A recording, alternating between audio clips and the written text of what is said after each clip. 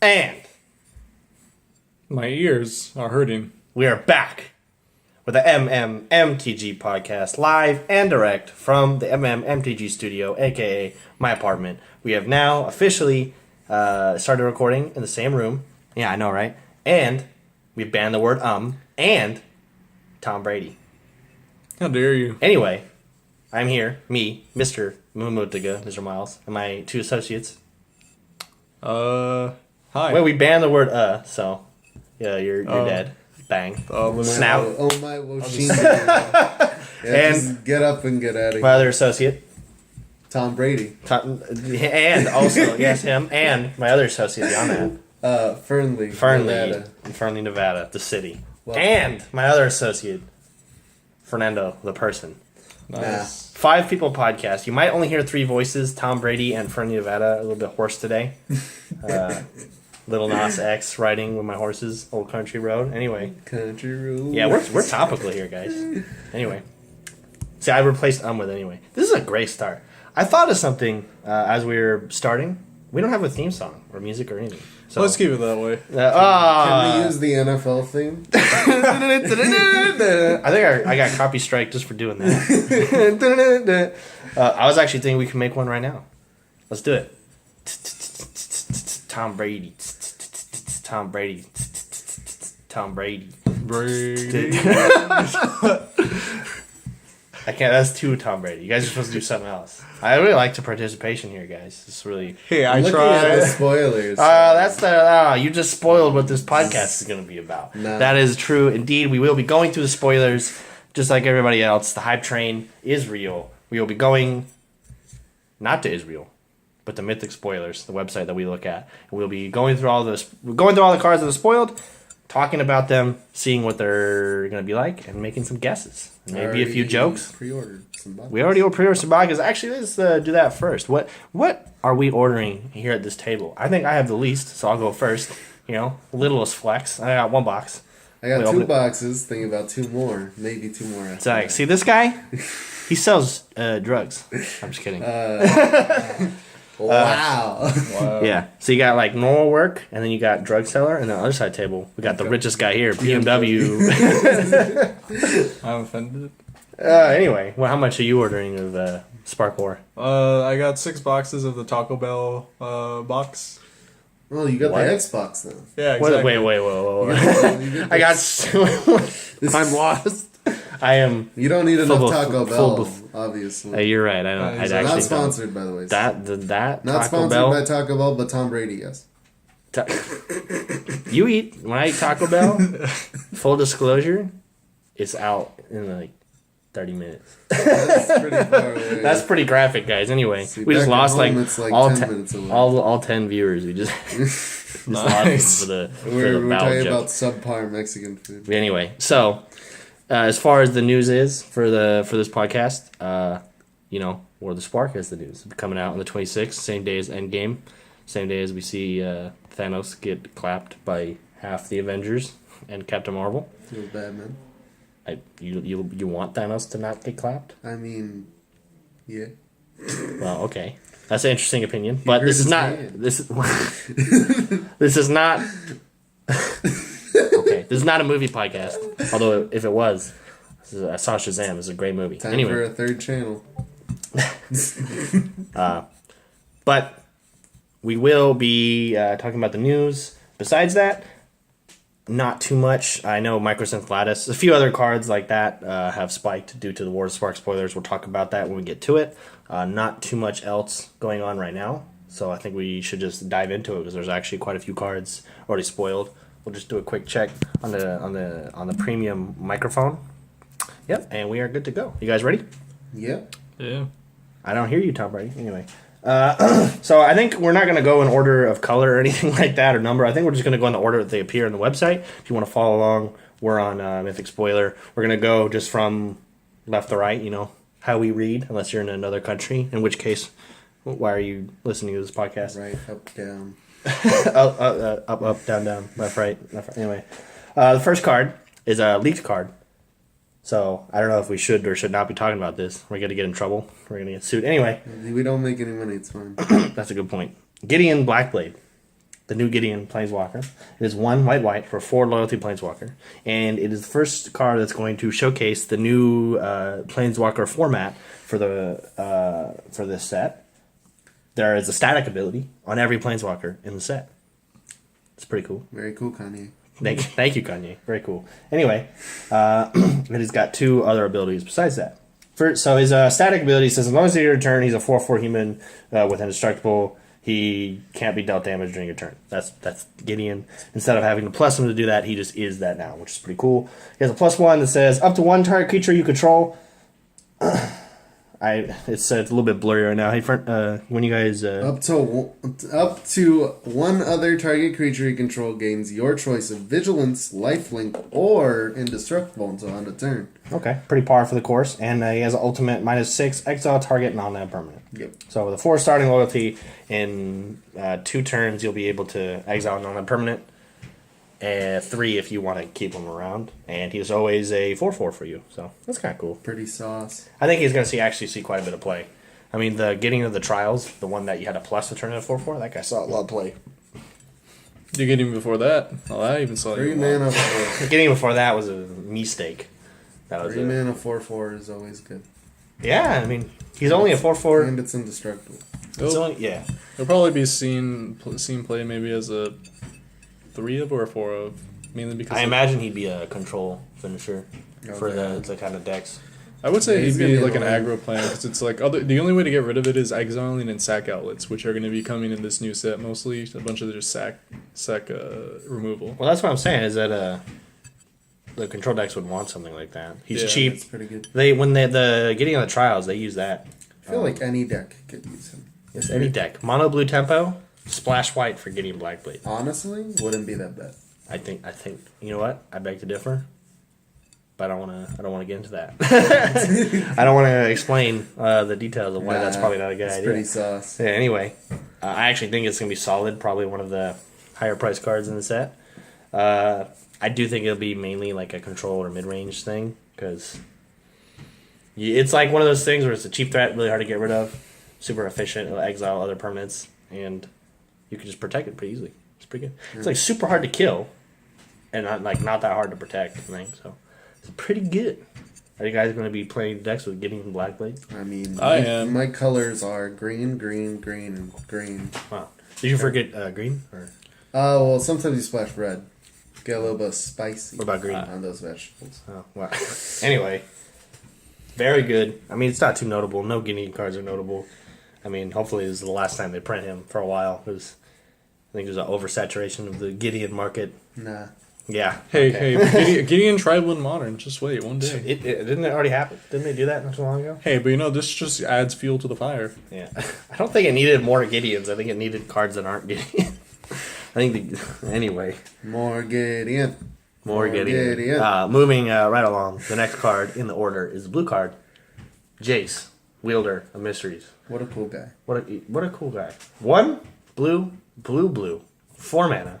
So very intense. Pretty much not too many decks that is gonna be able to go into. His static ability. If you would draw a card while your library has no cards in it, you win the game instead. So he's got the Lab Maniac ability. Got another. Is this the second time that's ever been printed? That text? Yes. Okay.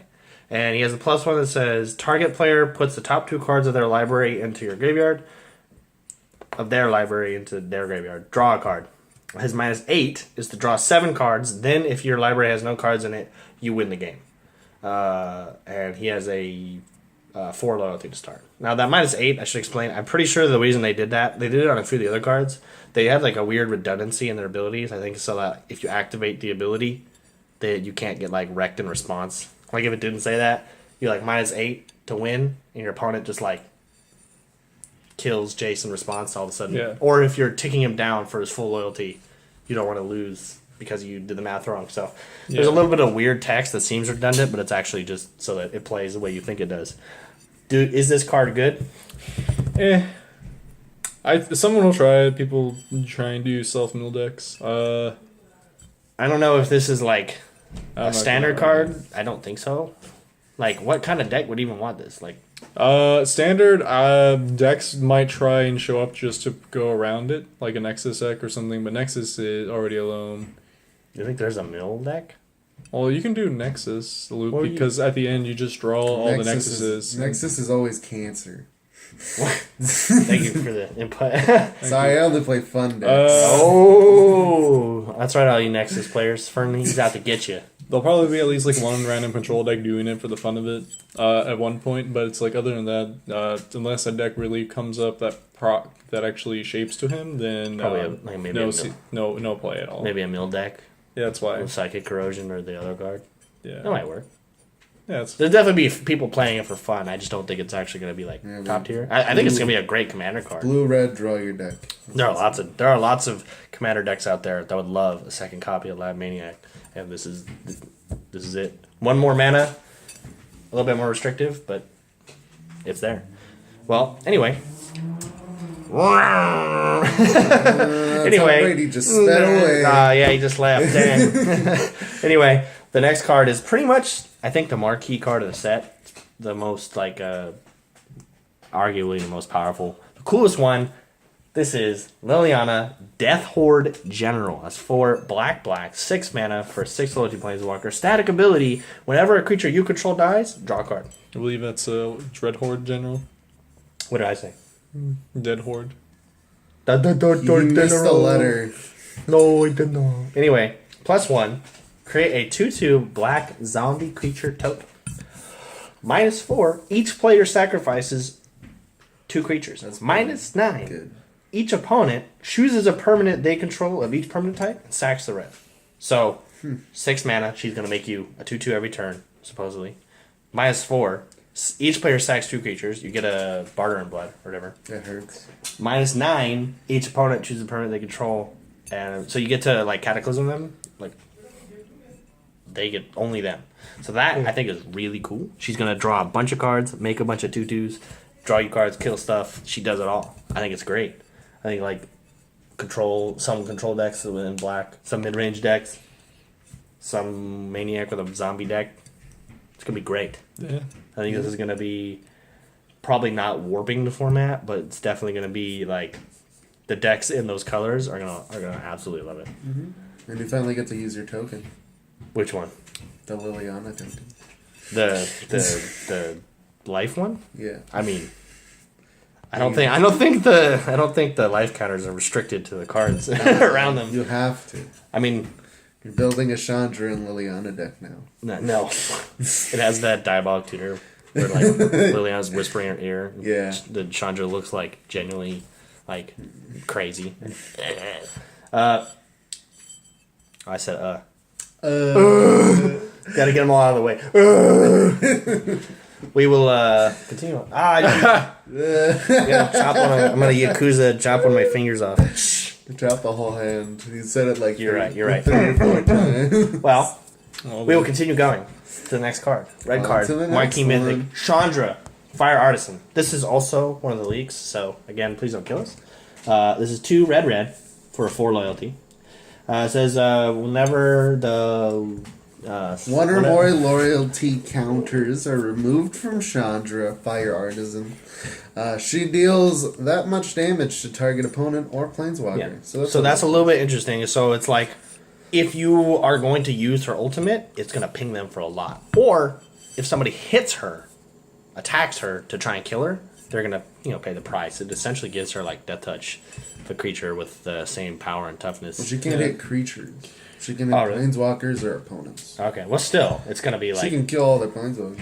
To be fair, though, if you're playing an aggressive deck and if you're just playing her for value alone, it's pretty good. But it's but then them trying to remove it's just going to be a pain. Well, so the +1 is the exile the top card of your library. You may play it this turn. The -7 is exile the top 7 cards of your library. You may play those cards during your turn, right? Or something similar. Yeah. It's a little bit blurry. You may play it this turn. Okay. It doesn't. So she's going to draw you 1 card each turn, essentially, or 7 cards in 1 turn. I always liked Outpost Siege. So. She's very similar. She's going to tick up quite a lot, and if she gets hurt, she'll hurt your opponent back. And if she -7s, she gets 7 cards in that turn. You can't play them beyond that, so you're probably going to want to hope that you win. Or at least flunge for the victory. 7 damage is a lot. Yeah, you're going to 7 your opponent and then also get 7 cards that only last a turn. I think you pretty much win if you get that. For 4 mana, I think this is on par with most of the other Chandras in recent memory. Obviously, Torch and Defiance is going to be better, but this is close, an approximation. This is really similar to the one from M14, I think. Like, drew you a card every turn with a 0 or something. I don't like how this one can't protect herself. But You can't protect yourself. It's like a drawing cards thing. Yeah. You have to...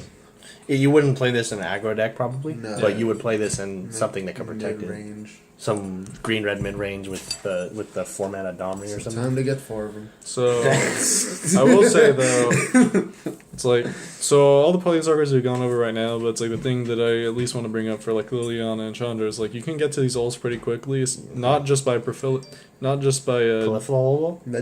other things. We'll get to them around proliferate mechanics later, but settle the score is still within standards, so running that alongside these is going to be pretty good and pretty powerful, especially with Lily. So Lily, you play it the next turn, you can settle the score something, and then you can just ult immediately. That does sound really good. I mean, the proliferate in this set's crazy. We haven't got to it yet, but yes, proliferate is coming back. When they like spoiled some cards of that, everyone was like, it's fake. They like leaked it. Like, that's not real. No one. They would never bring back proliferate. Nah. Psych. It's real. Go back in your cave.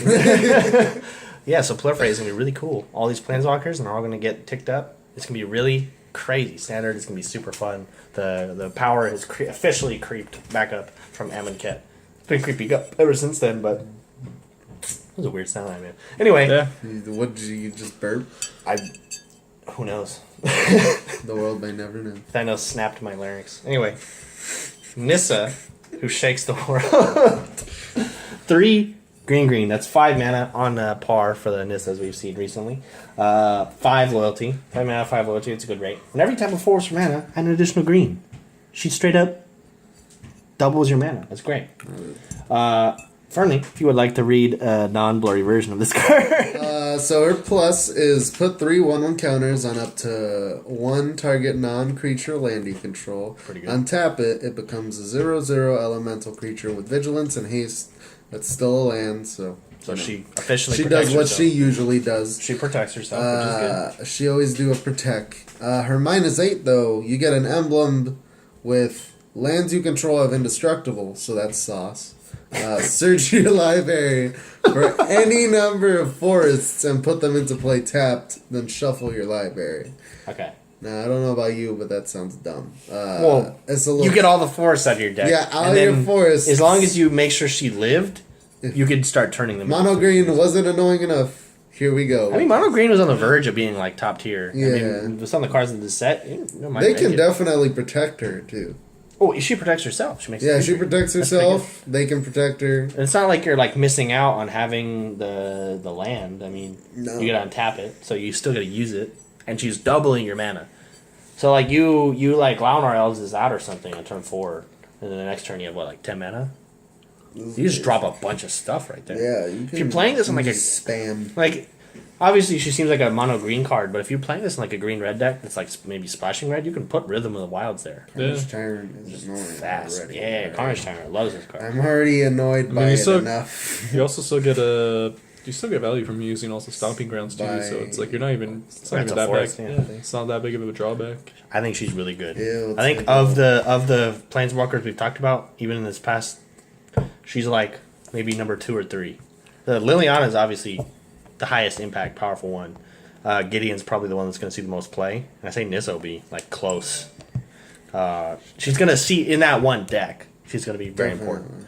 I think Gideon's going to go in like lots of different decks, and Liliana is just going to be the most powerful, but only in like 2 or 3 decks. I don't know. She's definitely a control. I think Jace is not that great. Jace is not that great, but I'm sure somebody will figure it out. Yeah, and then Chandra is like, she's fine. I don't think she's going to see as much play as the other Chandras did before, because like the other Chandras gain you card advantage and then also helped you win the game. She's kind of like, she's just kind of just card advantage, I guess.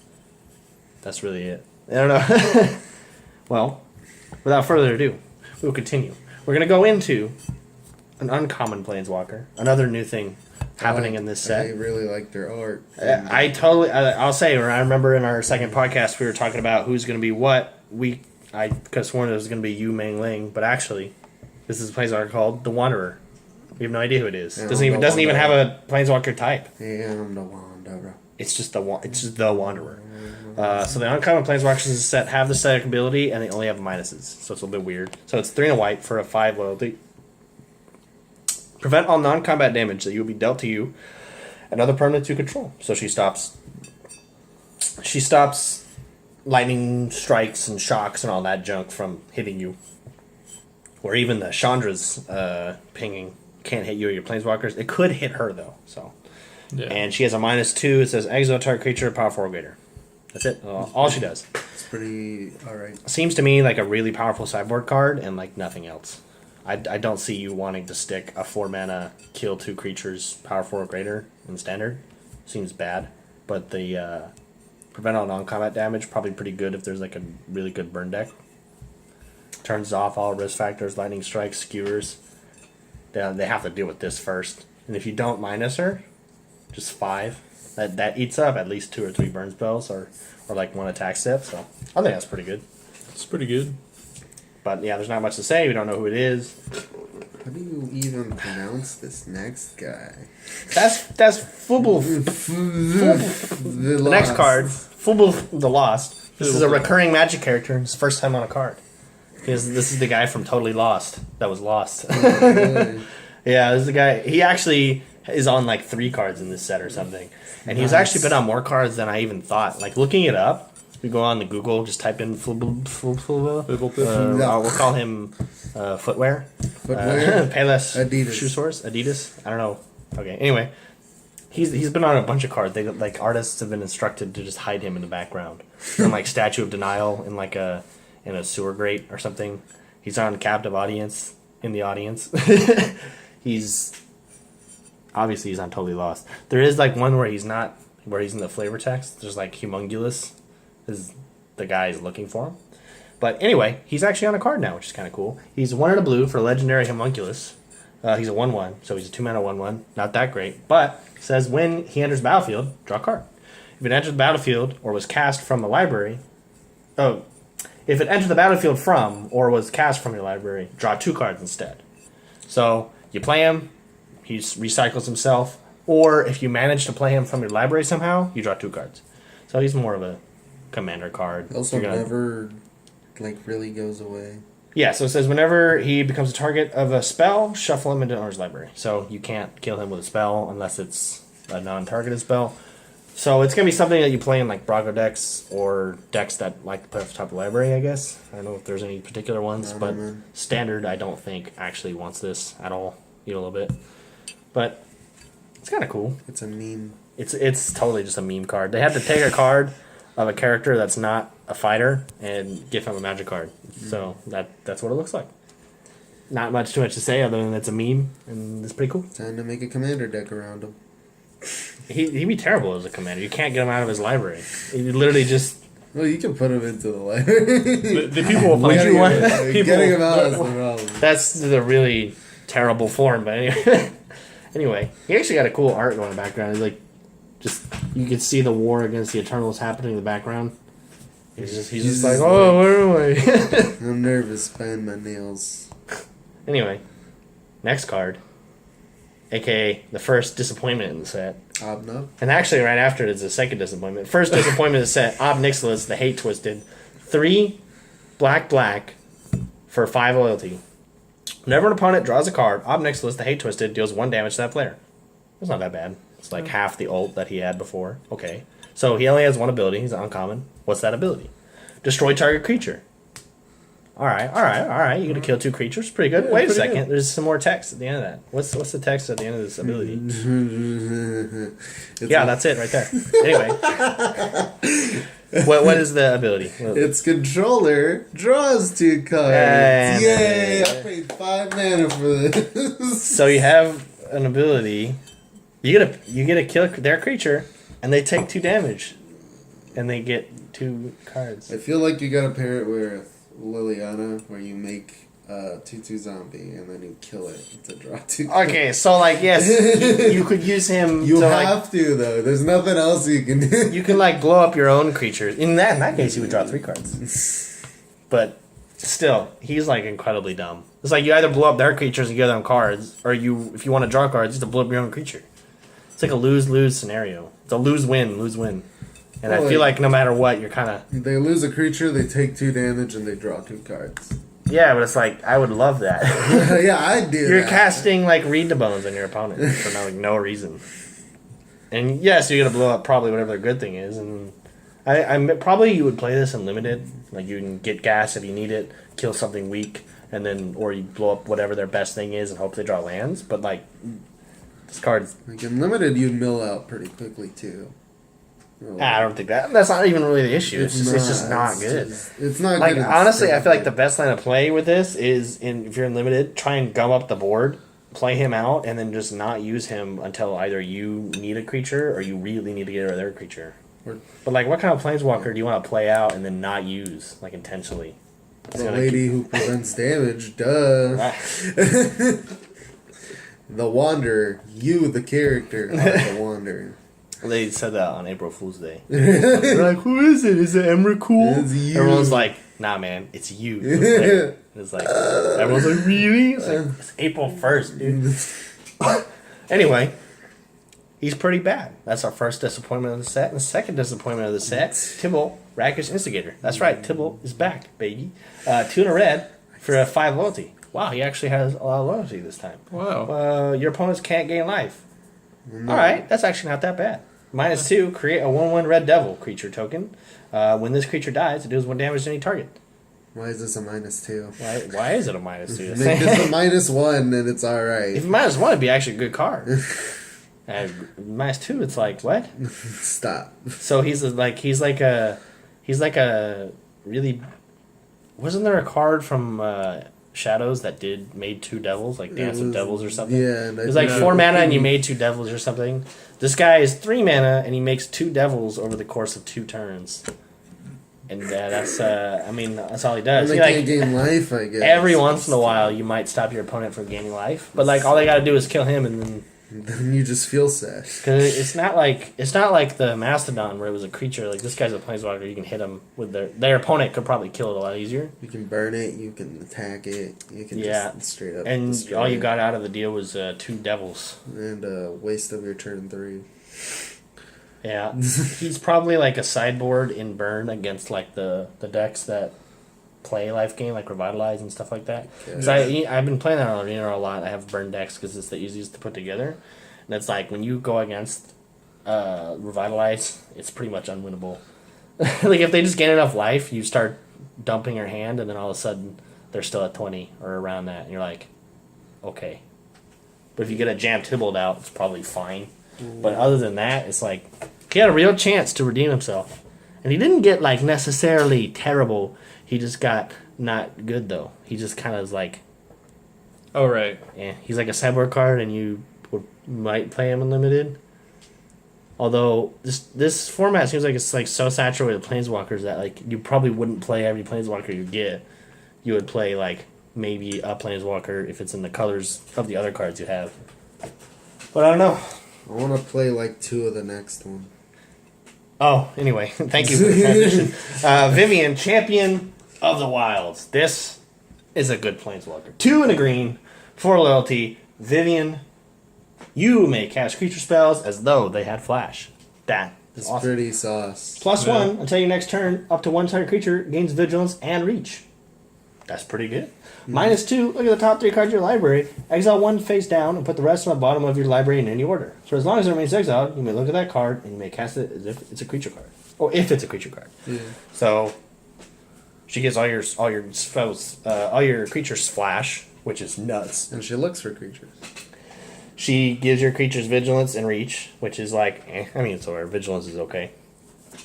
But it's just a plus. And she has a -2 that you can immediately do to go look for a creature card, and you're going to cast it even after she's gone. That's great. That's a fantastic card. I think it's going to see a lot of play. I think as long as people don't have really good answers for planeswalkers, I think a lot of these planeswalkers are going to be like in all the standard decks, and this is going to be one of them that sees a lot of play. Because not just green wants this. Like green red, any other version of creature decks, snobby decks, like it's just gonna find you creatures. Yeah, it's gonna give them good. flash. Like flash on a creature is really powerful. If you're playing green, you should be playing her. Exactly. That's the not so professional opinion of these guys. What do you think, Angel? Of this Planeswalker? It's good, it's green, and it's mean. I've been playing green since I started. All right, I know what's up. So time for the next disappointment. You can. He's a disappointment. Yeah, it is. Like they spoiled. They're like, hey, here's a new Planeswalker. We just made him up for this set. It's so cool. He comes from this crazy plane. He's Storms like, hey, of Diamond. Diamond Storms. Whoa, what's it gonna be? Oh, it's a 3 mana, 5 ability. You have hexproof is the static ability. That's okay. I think I'd rather have Tybalt static. His -2, create an 0/3 wall with Defender. Whack. Yeah, that's The only thing he can be in right now is just with Arcades, if that actually becomes a deck. I guess. But people will try it. But like you'll see it come up. this guy is For a like how minute. you beat the decks that Tybalt is in. You're like your opponent. I mean, like your opponent's trying to play Screw the Critics and Lightning Strike on you and stuff. You play out Teo, you block their 2/2s, and you give yourself hexproof for a few turns until they kill it. It's all right. Slows them down, I guess. But like, I feel like there are probably more proactive solutions. Sponsored. Other than feeling sad. Yeah, I don't know. He might see some play in sideboards, but I'm not even sure you'd want him in limited, would you? Maybe. He just makes 2 walls. I mean, we don't know the rest of the set. I mean, there are a like- lot of planeswalkers that target you, so maybe in limited I it's guess. alright. But I just don't feel like in standard it'll be that great. Like It's like probably a several card or something. yeah, maybe. it's definitely something you'd put in your sideboard if you're thinking of putting him in at all near your deck. Some people might just like him. He's just cool. Yeah, you might like him. I don't know what the foil's gonna look like, so you Probably know. like a shiny card, maybe. Yeah, well, I mean, foils kind of make or break how you like the art of the card sometimes. And I feel like, I mean, his art's alright. I just wonder how the foil would look on him with all those. It's an interesting priority you circles. have. Well, yeah, to what's recap. the foil look like? To recap, It's I think we not went, green. I The think we- foil what matters the most. Wow. Okay. Well, anyway, to recap, it's 2 and a white for a 5 loyalty. You have hexproof and -2 to create an 0/3. So he's going to make you 2 walls, and then unless you have some way to tick him up, that's all he's going to do. He's going to make 2 0/3 walls for you. So if that's what you're looking for, then here you go, Teo Barada. But if not that good of a Planeswalker. He's like the 2.5 disappointment.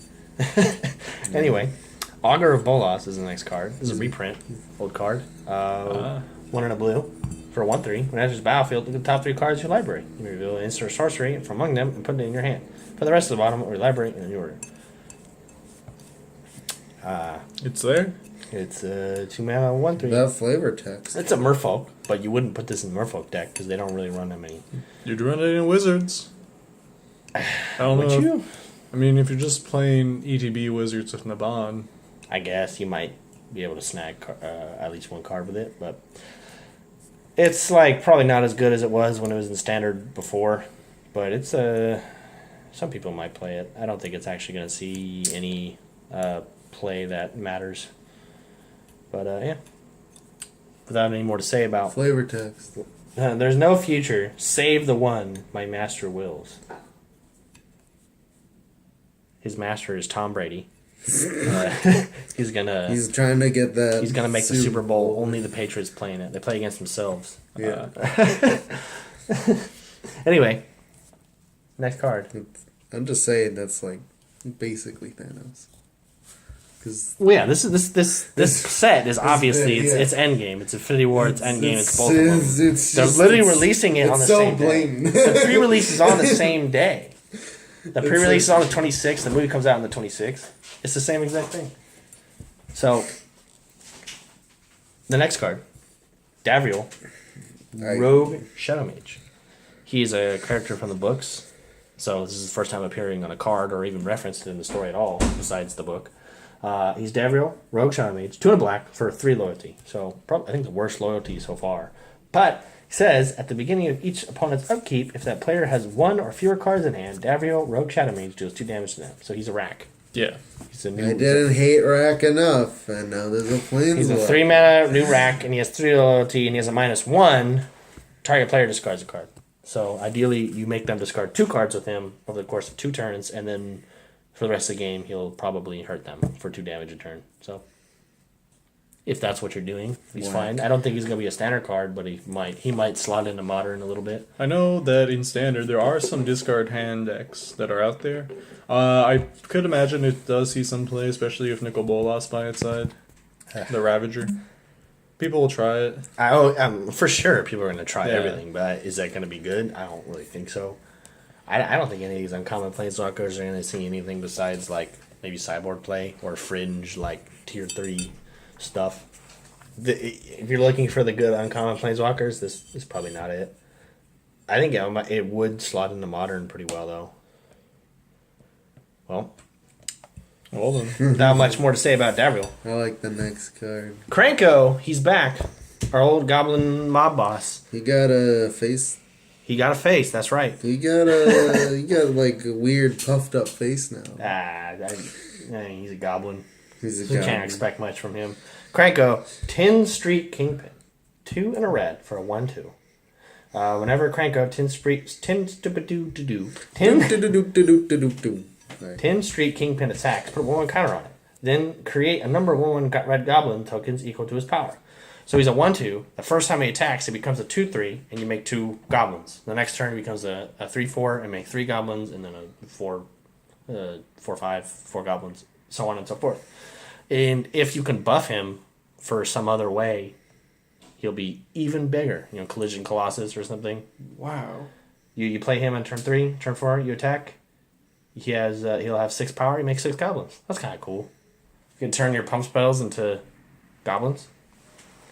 Not too bad. Is he going to see play? Who knows? I don't know. I don't know. I mean, there's a fringe goblin deck that's mono red now. Maybe this one pushes it over the edge. Maybe. I mean, you buff him with the Lord from M19. He probably makes goblins a little bit faster. He works probably pretty well with the Legion Mob Boss. So Mob Boss makes the 1/1. You attack with it if you can, and then you would mentor him before he gets his counter. So then he would get extra value out of it. But I don't know. He sort of like sits in the same spot that War Boss does anyway. So it'd be kind of hard to sequence that right. So I don't really know. He seems fine. He's like another variant of the War Boss or what was the other one? Rabble Master. I said another variant. Breaking the rule the most. He's another variant of the Rabble Master. Is he good? Yeah. He's a mix of his old card and Rabble Master, and he's like a bad version of both of them. But Forcing him in limited. I think you'd always play him in limited, right? Yeah. If you had the deck available. He seems like not bad. It's just not like crazy. He doesn't make goblins nearly as fast as his old. Yeah, it's old not one. a tap ability. I mean, it's a tap ability. I mean, all I can say is if there's a goblin deck, he's definitely in it. Yeah. Is he in any other deck? Maybe like an Aristocrats, if that's really a thing, but probably not. The next card, Arlene, Sad. Voice of the Pack. She's back. Wow. And worse, Back in pack. Worse than ever. 6 mana, 7 loyalty. That is beefy. Each creature you control that's a wolf or werewolf enters the battlefield with an additional 1 counter on it. That would be good if there was actually any wolves or werewolves that were relevant. And she has a -2, create a 2/2 green wolf creature. So she makes 3/3 wolves. It's not that bad. And she buffs any other wolves or werewolves that you may or may not have. You probably don't have because there aren't any other werewolves. And there's probably only a few wolves. I'm looking Besides right the one now. that she makes. Yeah. So, right now in standard alone, I'm looking, and there's only 2 real wolves. One of them's just a common, and the other one's a rare and a planeswalker deck. Yeah, so basically, she's irrelevant. Irrelevant. A 6 mana, 7 loyalty planeswalker that makes 3/3s over the course of 3 turns. Is that really where you want to be? I wouldn't touch that in standard with a 3-foot pole. You would play it in limited. Yeah. It's like okay. If they hit it even once, it becomes so bad. But she does protect herself, and if you tick her up, she can make you 3/3s every turn. So I guess that's not that bad, but not particularly interesting. The next card Sad. is a white card. Ignite the Beacon. 4 and a white. For an instant, search your library for up to 2 Planeswalker cards, reveal them, put them in your hand, then shuffle your library. It's got a Johnny doing a weird, like, angry calling pose. A little bit strange. And then you've got some Star Trek phasing going on. It's like they're being beamed up. This is the part of the anime where the power of friendship overcomes all. That's exactly what's happening. This looks like he's just saying looks like he's trying to do like the just do it pose. He's like in the middle of doing it, where you lift your hands up first, then you do the just do. He's going like he's channeling it. He's channeling it. That's his channeling style buff. That's exactly what he's doing. Well, it's 4 and a white for an instant, so 5-mana instant. A little bit tough on the mana cost, but you search your library for up to 2 Planeswalker cards, reveal them, put in your hand, shuffle your library. So instant speed, tutor 2 Planeswalkers. I mean, there's so many Planeswalkers. I don't think there's any 2 in particular that we've seen that you would like need to tutor out that bad. I think you'd rather just draw cards. I would be interested in seeing something like that. I don't know, because I guess if they're depending on the rest of the Planeswalkers coming out, you can get some Planeswalkers with just some straight up removal. So you can just tutor up like Lily and then just play it the next turn and just use the -2 to sack a creature. So you could just use it to try and find janky removal through Planeswalkers, I would say. I really think it's janky. probably like way too slow for standard though, because like this is slow enough that would only work in like a control deck. I don't think any control deck would want this. I think it only work if you're playing like a controlling Super Friends deck, but we don't really know if that exists yet. Soon, we'll try Soon, it. yeah. We don't have the whole spoilers yet. As of recording, I think there's like 135 spoilers. I think we'll like go through as many as we can, and then we might skip around towards the end, or we'll skip over cards if they're just wholly uninteresting, because who wants to hear about 2-mana 2/2s with no abilities? Anyway, the next card is probably the most exciting uncommon yet. Flux Channeler. It's 2 and a blue for a 2/2 human wizard. Whenever you cast a non-creature spell, proliferate. That's insane. It's got like a mini an exploitite on it. It doesn't do it for every spell, but it does for the spells that matters, non-creatures. So you play this in a Planeswalker deck. Every time you cast a Planeswalker, your Planeswalkers get ticked up. That's awesome. I mean, it does other stuff, but you really want to do other stuff with it? Probably not. You can have like a 1/1 counter deck if that's what you want to do. People try it. For sure. But no, this is awesome. It makes the possibility of there being a Superman's deck much better with a card like this. You proliferate like crazy.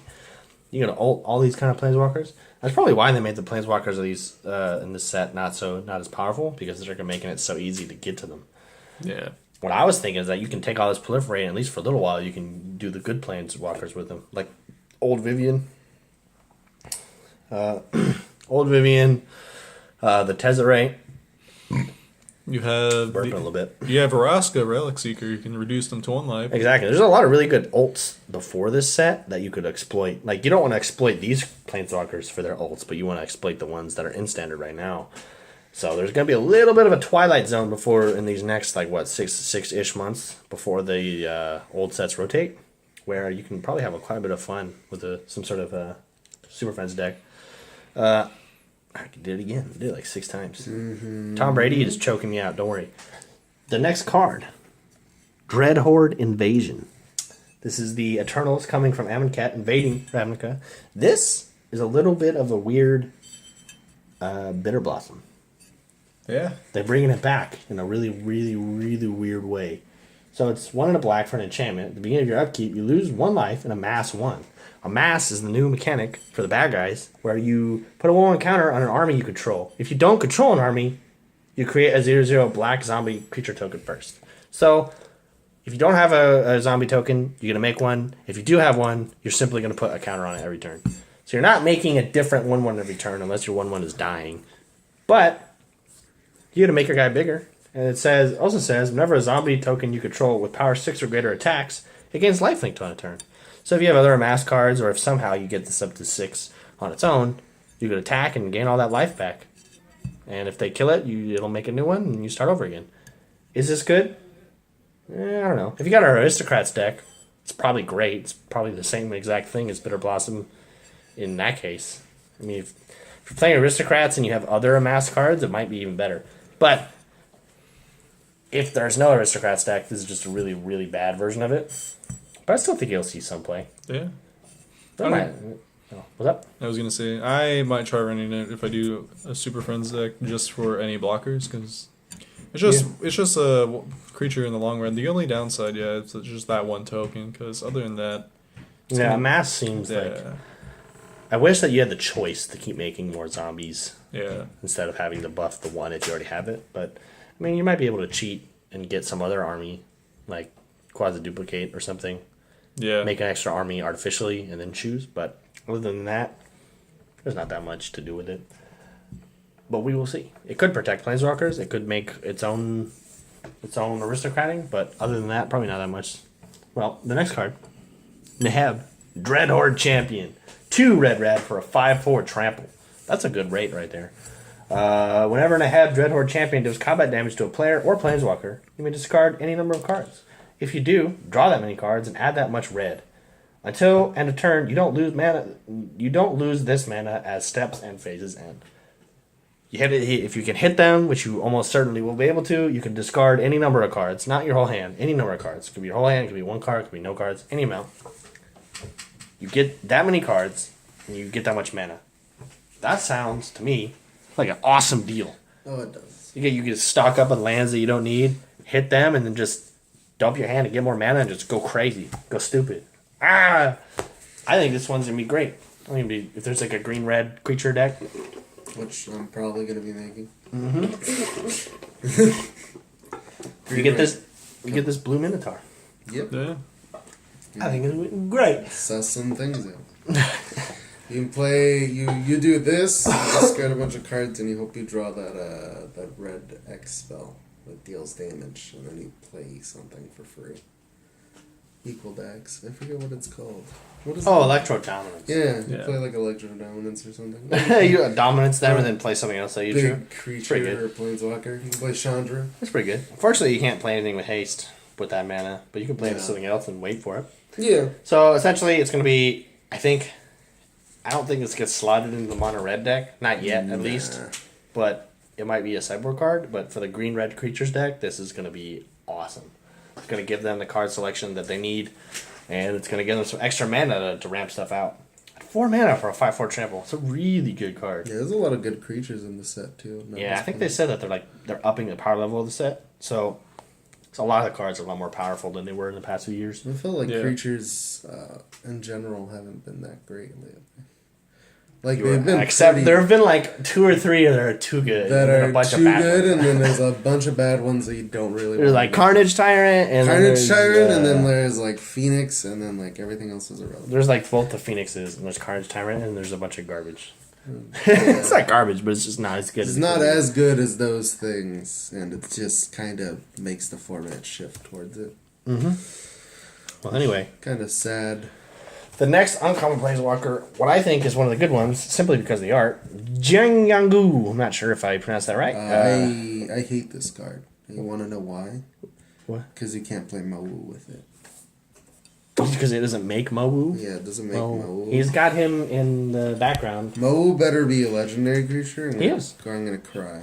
We'll get to that. Where? Jiangyangu Wildcrafter, 2 and a green for a 3 loyalty planeswalker. Each creature you control with a 1/1 counter on it has tap, add 1 mana of any color. Oh god. So this is a 3-drop that makes all your creatures with 1/1 counters add more mana. The ramp card, and it says -1, put 1 counter on target creature. So you can put 2, maybe 3 1 counters on creatures and makes you more mana. I think that's pretty cool. If there is a 1/1 counter deck, this goes right in it. Goes with all the Simics. Right now, it's just basically another Song of Rayleigh's, though. Yeah, Song of Fairlease doesn't see play. This might. I've seen it like once in my life. Yeah, but probably not anything. Not anything like that. Yeah. Well, not much to say. I think if there's a 1/1 counter deck, we're not really sure yet. But I think it's actually going to see a little bit of play. Yeah. People will ramp. He'll get you up there. It doesn't really protect itself, but I don't think that's really the point. If they kill it, you're probably not that worried about it. It already made a difference. And it'll ramp you the turn it comes out, too. If you have one counter. Yes. Anyway, the next card, Ravnica at War. 3 and a white. For sorcery, exile all multicolored permanents. It's cool. It's definitely really cool. I don't Art's think cool. it's Flavor a- text is cool. Ability is interesting. Doesn't see play. No. I think it just depends on the I meta, don't really. know. I Because there honestly is think that not at all. that precinct hero deck that just runs all colored spells, but I'm not sure. There's a few of them, but even that wouldn't exile the hero, and it wouldn't exile the tokens either. So That's they keep multi-color. casting spells, and you just get rid of only the other stuff, and your opponent's Yeah. like, okay. You Yeah, I have to be guess. And you play that. multi-color. I mean, at least when I play that card, I play it with Dovin, who makes 1/1s that are colorless. You know what I mean? Like Yeah. this would only go against very specific kinds of decks that I don't think really are there yet. So, is this good? Probably not. Is it good in Commander? I think so. Nah. Nah. I mean, depends on your meta or who. Honestly. Then against the people you're playing against. I like to say Does it's this there. have a spot anywhere? Whack. It's there. Let's just say it's there. Well, I mean, is this gonna see play at all anywhere? I don't think so. No, I So don't weird. think it's good enough. You'd rather play, regular board white. Yeah, but I mean, this hits all permanents for 4 mana. So Permanents they Colored. have to be. I'd rather run. multicolored. I guess this might see play in Commander if you have some way to make your opponent's lands colored. There has to be some way, right? I think that got thrown out. No, but it's was it multicolored, and they have to be multicolored. I was saying you could find some way to make them. There's gotta be some. There's no way. There's no way to do Whack. such a thing yet. Whack. Not Well, yet. Next set maybe. Maybe. Or maybe we'll see what else. That's a is in good point. this They set. do plan these sets in advance. Change it from multicolored to colored, and this card is broken. Leave it No. as it is. Leave it as it is. It is horrible. Yeah. Is it? Give this, even though we're not using that scale, give it a 0. Give it a Yeah, 1. this- 1 out of some number. Anyway, On a side note, hang Negative on. 5. Before we continue on, I just want to ask how long you plan to go, because we can, if you want, we can just hit all the rares. that's what I was thinking. All right then, so let's do that. Anyway, Ooh. Massacre Girl. 3 black for 4/4 menace. Legendary creature, human assassin. Whenever a Massacre Girl enters the battlefield, each other creature gets -1/-1 to end turn. Whenever a creature dies this turn, each creature other than Massacre Girl gets -1/-1 until end of turn. So, she makes your opponent's creatures all get a little bit lower, -1/-1. If that happens to kill something, that starts like this chain reaction where each other thing dies, minuses everything again until you've killed, hopefully, everything. And if you have some other way to kill creatures, you can just make sure that it happens. Maybe you plus their creatures to make sure that you get a chain reaction. You mean minus? What? Yeah, what like? Plus them? What? Yeah, because there's a lot of like +1/+1. Oh, you're saying like if they have a 1/1 You and both. a 3 and a 2 Like 3 threes. a 1/1, a two 1/1 1/1s and a 3/3. You bump up Okay. the one of the to one make sure it goes 1, 2, So 3. go 1, 2, 3. I think that's a lot of work. It is a lot of work, but I think doesn't it's work. fine. I to think just- it'd be funny. But it still work either way, because if you kill 2 1/1s, it still puts 2 triggers. Yeah. Yeah, it's still annoying. Or like you try to bring down creatures so that you can burn them or something. I don't know. Anyway, I think it's really good. 5 mana 4/4 menace. That always sees play, and then the other ability is like almost a one-sided board wipe as long as your board is big enough. It seems like there's gonna be a lot of tokens in Yeah. this set as well. I just love the flavor of this card. It's just a girl that likes to go kill people. Yeah. That's it. She's been referenced in flavor text before, and that's essentially who she is. She literally is just somebody that goes around killing people, as you can tell by the way the card does stuff. And she's covered in blood. It's a massacre. You see, I think that's just Rakdos paint. Is that Rakdos paint? Probably. Yeah, they have some very strange paint in this set. No, They're she like- does kind of look like a. She's got like the black and red. Yeah, I get it. Mhm. Well, the next card, Dread Horde Arcanist. 1 and a red for a 1/3 of trample. So, not that great. Whenever Dread Horde Arcanist attacks, you may cast target instant sorcery with converted mana cost less than or equal to Dread Horde Arcanist power from your graveyard without paying its mana cost. If that card be put into your graveyard this turn, exile it. This is a card that you need to work around. It doesn't do almost anything on its own. Play It's Jing a Yengu. Slapcaster Mage. Slapcaster Mage. Play Jing Yengu and put 1/1 counters on. For I mean- for what reason? To what end? Play a bunch of spells. But how are those spells get in your graveyard? Is this happening on turn 5? The Figure most it out. common thing that I hear right now, just people doing, is you just pump it, you swing, and then you get to play the pump spell again Yeah, you on just it. double pump. You play that Samet's thing. Yeah. Or you play Giant Growth. Exactly. So, spoiler alert. That's also been spoiled. You Giant Growth it becomes a 4/4. You attack again, Giant Growth again, 7/7. 7-something. 7 whatever. Doesn't matter. 7/11. Yeah. With trample. Yeah, well, that's alright. I mean, I'm sure some people will try and play it. It is a wizard. But is it good? Yeah. People will try and play it, but it's probably not that great. The next one, Troll. We're skipping that Desfiante. one. Just skip that one. It's actually really good though. No, We'll take a it's read. not. No, it isn't. Yes, it is. not. It's creatures you control with power 4 or greater. Can't be blocked Can't by be more than one blocked by creature. more than It's a one 5 mana creature. 6/5 that does that. Whack. 5 mana 6/5 that makes the your creatures can't be double It blocked. I doesn't think have that's pretty good. trample though, so I'm sad. You play it with Carnage Carnage are Time. more interesting. you play it with the 4/3 that gives your guys trample that are 4 greater. I'm looking at the next card because of what it is. Anyway, single combat, 3 white. Each Can you player s- chooses a creature or planeswalker they control, then sacrifices the rest. Players can't cast creature or planeswalker spells until the end of your next turn. So you Cataclysm. Instead of you Tragic Arrogance, but they only get to keep a creature or planeswalker, and then you make it so they can't cast anything after that. Okay? I don't know. I feel like you have to have the better thing, Yeah. and you kind of screw them the next turn. It's all right. I don't think it's actually going to see any play though. I'm talking more about like the art.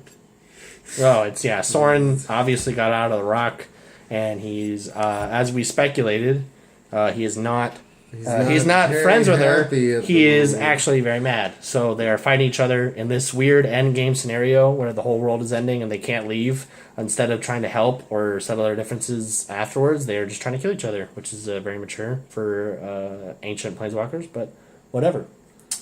Yeah, that's the weird subplot going on. Captain America and Iron Man never stopped fighting. Yeah, that's basically what it's like. Imagine we went to Infinity War and Captain America and Iron Man were just still beating each other up, and all the other Avengers are dying and they need help, and those two are still fighting each other. That's basically what it is. It's like really, dog. Thanos just wins like in the first 20 minutes. Anyway, I think we need to go to like at least some of the really good uncommons. Like the next one I think is very notable. Lazotep plating, 1 in a blue for an instant, amass 1. You and permanents you control gain hexproof on turn. That's pretty good. It's got a sick art. This like Eternal. I think the Eternals in general look stupid, but I think this one looks great. It's just an Eternal getting hit by a fire spell and being like, nah. And so it's like it makes it a body, a 1/1, and you get hexproof, and your permanents get hexproof. So it's pretty cool. It doesn't stop board wipes like Heroic Intervention did, but this definitely protects stuff really well, and it's going to see you play in sideboards at least. The next one is Eternal Taskmaster. 1 in a black for a 2/3. That is battlefield tapped. It's a zombie. Whenever it attacks, you may 2 in a black. If you do, return target creature card from your graveyard to your hand. This is going to make, hopefully, some zombie deck really, really real. It's going to be really good. It'll make limited really annoying. Oh, it's going to be a powerhouse unlimited. As long as you can make sure it gets in. This is 2/3 is a pretty good rate. Yeah. And you just get free card advantage. It's like awesome. Or you got to pay mana, but whatever. It's like you just have to attack to use the ability. Yeah. It doesn't even have to survive. You can go get back your bomb. Because usually in limited you have 1 bomb and that's it. If it gets gone, kind of I think it's great. And Anyway. you just get it back for free. We're going to skip the next card. We're going to go to the card after that. Evolution Sage. 2 in the green for a 3/2. Whenever a land enters the battlefield under you control, proliferate. That's insane. Sus. Where's my escape shift? Exactly. So it's like 2 in a green for a 3/2. That's a fine rate. Not the best for standard, but if it has a good ability, that's still fine. Man, there's a battlefield to get a proliferate. That's crazy. Planeswalker decks, love this. Planeswalker decks, love this. One simple trick. Click here to find out. You get if you're playing Vivian, you're playing Veraska. Well, yeah, with Vivian, yeah, you it's flash just insane. this down on the end step so they can't do anything about it, hopefully. You have Lazotep plating, and then you just enter and you like scape shift or something, and you just ult all your planeswalkers. Like, that's insane. There's a really good proliferate planeswalker deck going around, and it's going to be awesome. Anyway, if we have nothing more to say about that card, we're going to go to Tomic, Distinguished Advocate, white for a 2/3. This is like a commander card through and through. Yeah. Or like maybe Legacy or something, Modern, I don't know. Legacy, yeah. Like probably maybe against Skred. This is a white 2/3 flying. Lands on the battlefield and land cards in graveyards can't be the target of spells or abilities your opponents control. Your opponents can't play land cards from graveyards. Whatever. The only thing it really hurts is just lands in Legacy.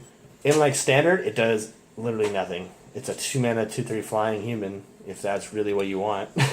Who knows? Maybe we're gonna get lands. That means. I mean, there is Crucible in standards. There might be something. Maybe something to do with the next set. But right now, it's kind of like, Yeah. what the heck does this even do? Like nothing. Yeah, but I mean, I'm sure people are gonna play it in older formats. We'll see playing in Commander for sure. Commander is like loves to exploit that kind of stuff. But as of right now, nothing really. Well. Without further ado, Liliana's Triumph. This is the most exciting uncommon, I believe, in general. Liliana's Triumph is 1 in a black for instant. That's a notable piece of text there. Yep. Each opponent sacrifices a creature. If you control Liliana, Planeswalker, each opponent also discards a card. Everybody's playing it. It's like, what? That's crazy. Everybody's playing it. This is pretty much just Liliana's Edict. Seriously, you people play this card without the discard. You would play this card on its own. 2-mana instant, they sack a creature. You could do a lot with that. It's like this sees, like Chainer's Edict alone just sees playing Legacy, so this alone will just like take it. Yeah, and then like if you have Liliana Planeswalker, which there are a lot of really good Eternal Liliana Planeswalkers and in standard Planeswalkers, they discard a card. Like that's crazy. That's great value. It's the instant speed 2 for 1 at the right mana cost, at a better than right mana cost. This would be fine at 3 mana too. But they're like, nah, 2. It's not even black. It's 1 in a black. It's like splashable. It's great. Great. I think I want to talk briefly about the next card. Devouring Hellion. 2 in a red for a 2/2. Whenever it's battlefield, you may sack any number of creatures or planeswalkers. If you do, you put twice that many one counters on it. This is a dumb card, but it does. It is kind of cool that a lot of the cards in this set are calling back to other planes where the planeswalkers came from. This is like a, what is it, Alara, where the Devour came from. It's kind of cool. There are a few other callbacks and some other cards. I don't think we're going to be able to get to all of them, but it's neat. Yep. It's neat. Next card is probably the most powerful card in the set. Mowu, Loyal Companion. 3 in a green, legendary creature, Hound. It's a 4-mana 3/3, Trample Vigilance. When this enters the battlefield, destroy Nicol Bolas. In the story. Oh, Steal the egg. Steal the egg! I don't see how this immediately will just be auto includes in every deck. Yeah, I'm pretty sure Monolith Temple loves this. Basically, if you see this on the board, you concede. Yeah, you pretty much just give up. Even if it's not in their deck, you just concede. Yeah, if your opponent just has one out of their pocket and puts it down, you lost. Yeah. Anyway. So, out of all the rest of the normal singletons, commons and uncommons for We haven't the talked about monocolored. Mowu yet. Yeah, Mowu, did. in reality, its actual ability as Trample Vigilance. If one of our 1/1 counters will be put on a Mowu, you put that many +1 instead. So he's really good with the green Planeswalker, Zhang Yangu. He puts counters, he gets extra counters, he's big boy. He's a big boy. And that's Proliferate is pretty much annoying it. on here. Proliferate loves him. And that's really it. He's just a big hound that gets bigger. The Sejanni's Pridemate. Nice Primate reprint, pretty cool. It looks weird. I don't like the art. He's killing Eternals. And it looks weird. It but just yeah. kind of looks weird. Uh, Maybe that's because the Eternals themselves look pretty weird. We're not going to talk about this card, but Crush Descent has a cool art, so I might throw that up. Anyway, Yep. the next notable card would be Paradise Druid, 1 in a green for a 2/1. It has hexproof as long as it's untapped, and it has add 1 mana of any color to your mana pool. That is like really good. That's like a Sylvan Caryatid, but like you trade hexproof when it's tapped for Damage. an extra like being able to attack. Yeah. Like, I think that's actually really good. Like, the Planeswalker decks are going to love this. The Super Friends decks, love it. The art's kind of cool. It's going to be a promo, I think. Yeah, it has its own promo art. It's already been released already, so you can go look at it. Yeah. If I have the time and effort, I'll throw all these cards up as we talk about them. We will talk about that in a second. The next card is Gideon's Triumph, 1 in a white. Instant. Target opponent sacrifices a creature that attacked or blocked this turn. If you control a Gideon, that player sacrifices 2 of those creatures instead. That's actually really good. Yeah. I like it. Because Gideon Blackblade is cheap and very playable, so you're gonna want it, and then this would probably just go right with it. Because what was that one from Shadows or Eldritch Moon? Oh, Blessed Alliance? Blessed Alliance. That's a lot of play. Yeah. And that's because it did 2 things, right? It did 3, but well, you never Yeah. did the other one. Whatever. It did 2 things. But this one also does two things. He has the one mode that's good, and it has the secondary mode where if you have Gideon, it kills 2 Planeswalkers for 1. These Triumph cards are great. We've only seen 2 of them. They're already amazing. You just want to skip on down to the multicolor? No, the Well, thing next to it is The thing next to it, No Escape. Fernly really likes this card. 2 and a blue for instant counter-target creature or Planeswalker. Like the flavor text. Counter to a creature or Planeswalker spell. If the spell is countered this way, exile instead. Scry 1. So 3 mana, you get Essence Scatter and a Planeswalker counter at the same time. It's alright. Really good and limited. Probably not that much in standard. You get Scry 1, extra value. Jace surmised that they were walking into Bolas's trap. He felt no joy in being right. He opened the door to the trap house. Heard Remy boys. Now he's stuck there. Now he's stuck. Can't get out. This is the Exelon team. They're stuck there. that's the story of the set. They opened up the portal, brought in the Eternals to attack, and then they also used the planar bridge to bring the Immortal Sun in there to trap all the Planeswalkers there, so that Bolas could cast an Elder spell and steal all of the sparks from the Planeswalkers and become a god. Wow.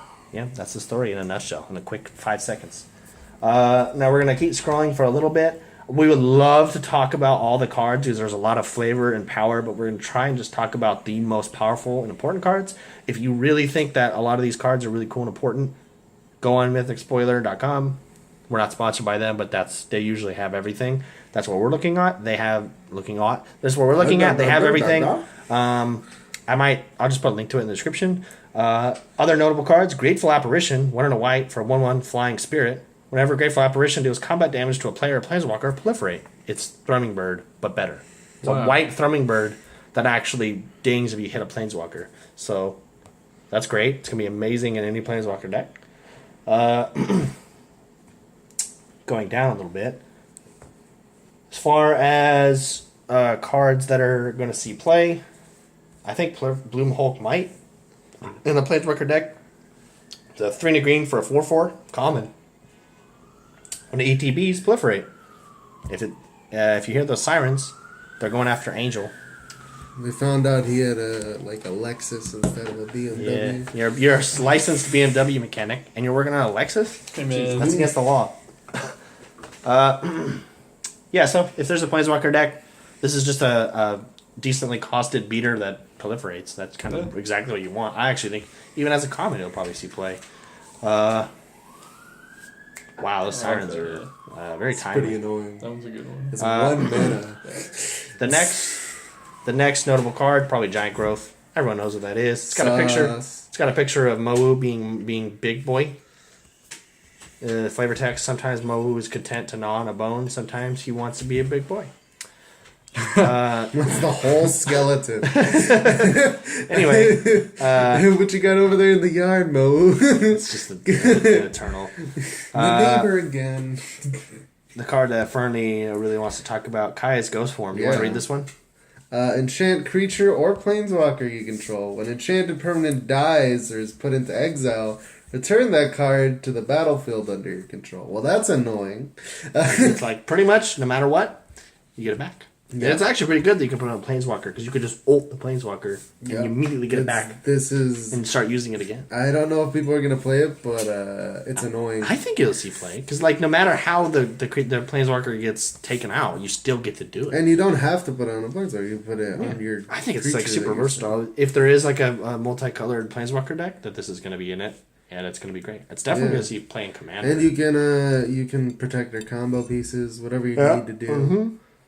So the next card is Grim Initiate. It's a 1 mana 1/1 first strike that when it dies you amass 1. So it's an aristocrat deck. The 1 mana is red, so there's like a Mardu aristocrat deck. You'd play this because you get to sack it twice. The next card, pushing on through to the better cards, we have Palm Bite Druid, 1 in the green for 1/1. When it enters, you can either put a counter on a creature or proliferate. So really good cards working together. The next card that people are talking about is going to be Heartfire. It's 1 in red. As a additional cost to cast it, you have to sack a creature or Planeswalker. That's not that great, but it is an instant, and it does 4 damage to any target. Wow. So you would play this probably, I guess, as a 2/of, maybe in the mono red decks. And then if they're trying to kill your creatures or they block unfavorably, you can just be like, okay, in response, we'll just do 2 mana of 4 at a better rate than Lightning Strike. I think that's actually pretty great. Like, you wouldn't run it 4/of, I don't think. No. because you're not always going to have something that you want to sack. But Right. 2 of, I think, would be fine. Maybe the aristocrat decks might run it. Well, aristocrat decks would love this. Yeah. But, like, I think in mono red would want it too. I This think there's art 2 mana 4 damage at Looks instant is just so too good. weird. What? It's just a guy throwing his own flames. No, not that. I'm looking at Honor the God Pharaoh. Oh yeah, they got the weird thing going on. That guy's not really super worth talking about. It's just the worst. The next great card, Totally Lost. It's back, but this time, Damn. Flip is really lost. He's on top of a giant Bolas statue of not so Liberty. How did he get in there? Who knows? How do you get lost that high? That's Who a little bit knows? unreasonable. Sometimes you just blink and then You blink your one He's eye. trying to steal the egg. Is what He was trying to steal the egg and he forgot what he was doing. dude, and you know- Soren's Thirst. He's It's just Soren's Thirst it's just a bad version of Moment of Craving. no, it's like I'm more looking at the art and what's happening. It's Nahiri getting her blood sucked out through her nose. They're also fighting on a giant statue. They're on the of same Bolas. statue from Totally Lost, and actually there's a card for the statue later. I guess we might talk about it, but they're fighting at the bottom of it. It's like a perfect depiction of how oblivious they are to what's going on. They're literally on a giant blue statue of Bolas, and they're just gonna fight each care. other. Like, yeah, this fight has nothing to do with this. Well, the next card that we're going to talk about is going to be the big bad boy himself. The big bad boy himself. Well, without further Are we ado, ready for that? Are you sure that we're ready for that? that might be like way too loud for the podcast. I apologize, but we have to have a drum roll for Nico Bolas, Dragon God, the bully boy himself. Oh my god! This guy is only 5 mana, but it's all colored. It's blue, black, black, black, red. So it's like 5 mana for a Bolas is great, but a little bit restrictive. 4 loyalty, pretty low for a Bolas, but whatever. Yeah. Nicol Bolas, Dragon God, has all loyalty abilities of all the Planeswalkers on the battlefield. Yours, theirs, your buddies, Colonel Sanders. Can we change this from Battlefield to in the game? Yeah, no, that's Urza. That's the fun.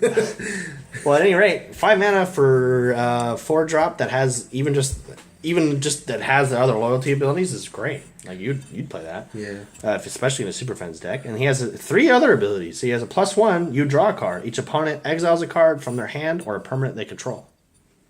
That's pretty great. You're typically going to hit maybe a land in their hand or a land on their battlefield, but if you get a good control of the game, you can really screw them over with that plus. He has a -3, destroy target creature or planeswalker. So he can immediately do that. It's pretty good. -8, each opponent who doesn't control a legendary creature or planeswalker loses the game. Wow. Yep. So if you can get him up to 9 loyalty and just do that, you just win. Your opponent, I mean, as long as given they don't have something else, they just lose. It's a little bit busted. I just realized too, there's not really any planeswalkers that have any +2s, huh? In this I think a set. few of them do. I mean, the one right after this does. The Terminator. Actually, right next to him. the next like 3 we're gonna read or 4 we're gonna read 3 of them. Kind of disappointed my Oh. boy turned Anyway. to the dark side. Yeah. So we'll get to that. Anyway, the next one is the buy a box promo, which between us we're gonna have a bunch of them. Tezzeret, Master of the Bridge. He's a legendary planeswalker. Tezzeret, creatures and planeswalker spells you control have affinity for artifacts. That is a busted line of text. If you actually have any artifacts that are relevant, you can make your stuff be pretty cheap. He has 5 loyalty. He has +2. Tezzeret, Master of the Bridge deals X damage to each opponent, where X is the number of artifacts you control. You gain X life. You got 3 or 4 artifacts. You're gonna ping them for 3 or 4. You're gonna gain 3 or 4. That's pretty good. That's -3. Return target artifact card from your graveyard to your hand. It's pretty good. -8. Exile the top 10 cards of your library. Put all artifact cards from among them on the battlefield. What do you think about that? he's annoying. It's pretty fun. Pretty fun. I mean, if they print any good artifacts in the near future, like, if they can actually make artifacts to make a good artifact deck, he's going to be great. As of right now, he's like a commander card. He's going to go straight to commander and nowhere else, but who knows? He might see some standard play if they manage to make it work. Back to cards that are actually in the set. Domri, Anarch of Bolas. This is another one of the leaks. Sad that he's evil, but I think he's actually very good, though. I love his abilities. Yeah, he's a 3 mana for a 3 loyalty. That's pretty much right where you want to be. Creatures you control get +1/+0. So, as an enchantment, he's fine. +1, add red or green. Creature spells you cast this turn can't be countered. Yep. That's great. Which is exactly what red and green needed. He's like another copy of Rhythm of the Wild for your deck. That's great. And then you pair him with Vivian, and you're flashing in your non-countable creatures. Well, I mean, that doesn't really work.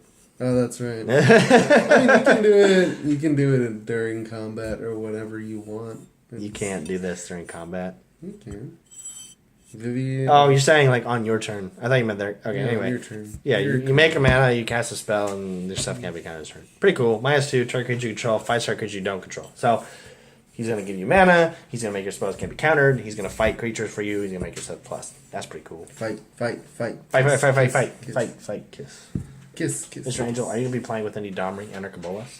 I don't think those are his Nope. colors. Nope. Anyway. He's more like Blue Mill. Hey, man. Okay. Anyway, Rao, Storm Conduit. This one's pretty interesting. 2 blue-red for a 4 loyalty. Whenever you cast or copy, that's the first time that they've done that. Cast or copy an instant or sorcery spell. Rao, Storm Conduit, deals 1 damage to target opponent or planeswalker. That's really, really good. Yeah. +2, scry 1. Not that great, but I mean, okay. it's just 2 loyalty. Whenever you when you cast your next instant sorcery spell this turn, copy that spell, you may choose new targets for the copy. You can do that immediately twice, and you'll do a little bit of damage to them. Those are fine abilities. Scrying is okay. Copying spells is really good at 4 loyalty. That's 4 mana and 4 loyalty. That's pretty good. But more importantly, this guy is a weird infinite combo. I mean, kind of. He's a way to win with a combo that already existed.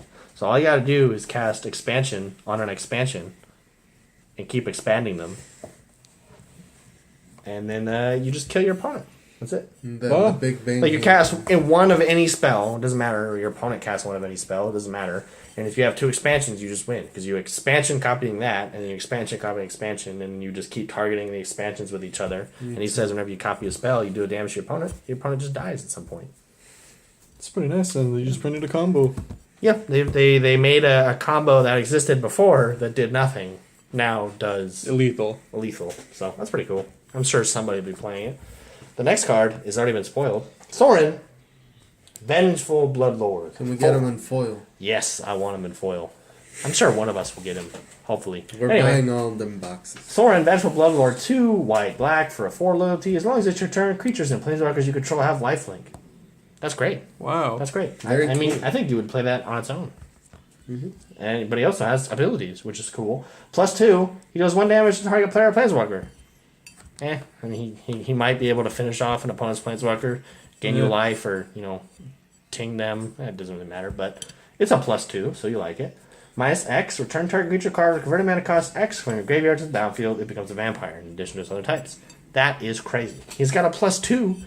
Pretty much after that, for 4 loyalty and 4 mana, you plus him, and then he just gets back almost anything you want, whenever you want. Well, the question is, like, what do you really... Is there something big you can reanimate right now?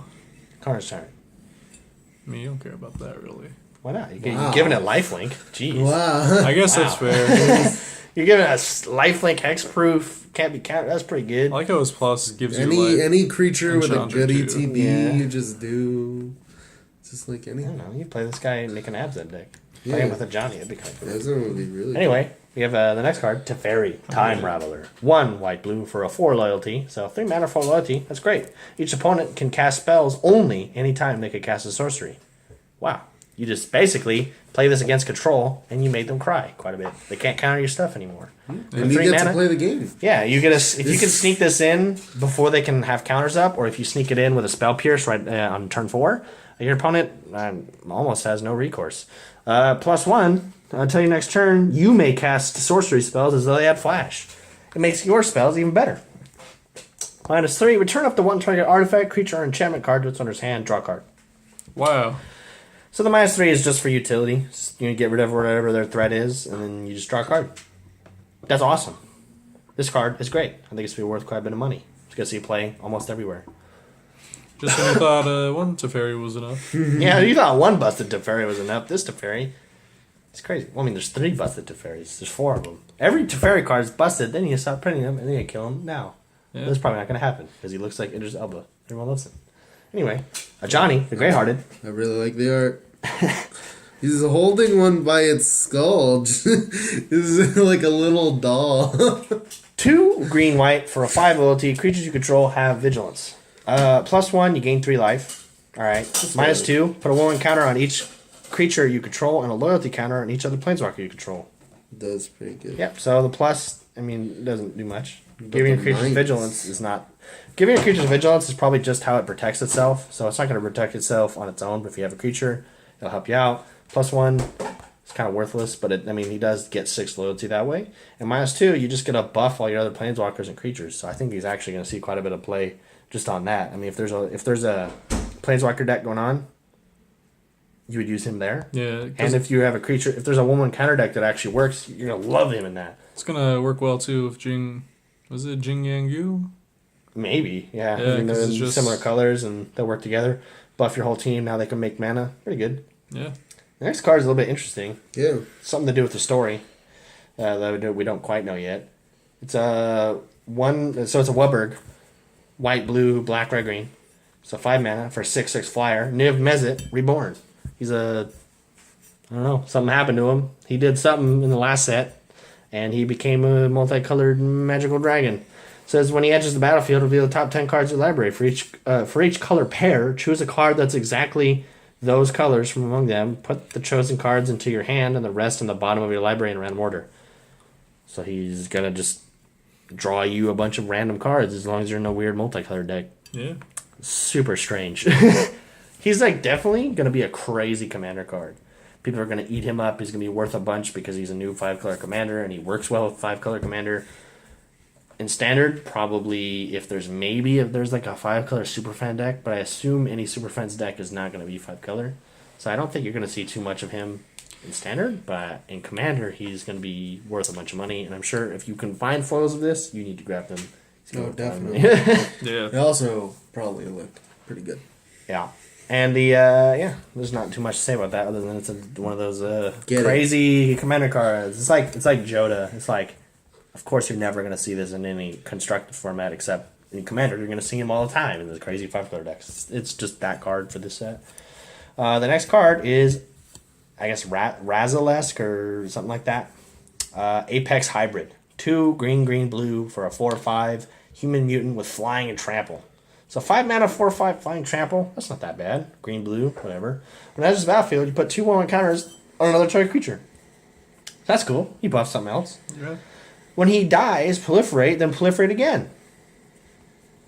Yeah. If there's actually a counter deck out there, like we've been talking about, this guy is great. You're going to proliferate twice. I mean, he's a big, efficiently costed beater that buffs your other creatures, and then if they manage to kill him, you're just going to make your other creatures bigger. It's going to make the blue-green, like, biogenic counter deck crazy. Yeah. Yeah, I don't know. Something's going on with the Simic. They know what's up. Anyway, for the next actual guild legendary, we have Tulsamir, Friend of Wolves. 2 green, green, white for a 3/3. So that's a pretty bad rate, but when he enters the battlefield, you carry Voja, Friend to Elves, a legendary 3/3 green and white wolf creature token. So use 6 mana or 5 mana for 2 3/3s. That's alright. Also, whenever a wolf enters the battlefield under your control, you gain 3 life, and you may have that creature fight another creature. Yeah. I mean, so you pay 5 mana, you get a 3/3 and 3 life. Maybe and it kills something. you might kill some of your opponents. I'm sure if there is like an Abzan deck, like I talked about earlier, this would be pretty great in it. You know, it's like a 3-for-1, maybe 3.5 for 1. That's pretty good value. Yeah. So I mean, you might see him if there's like an Abzan deck. I don't think there's pretty much anywhere else for him, but it's kind of interesting to see that might be an archetype. He's probably going to see a lot of play in Commander for those people that like wolves. But other than that,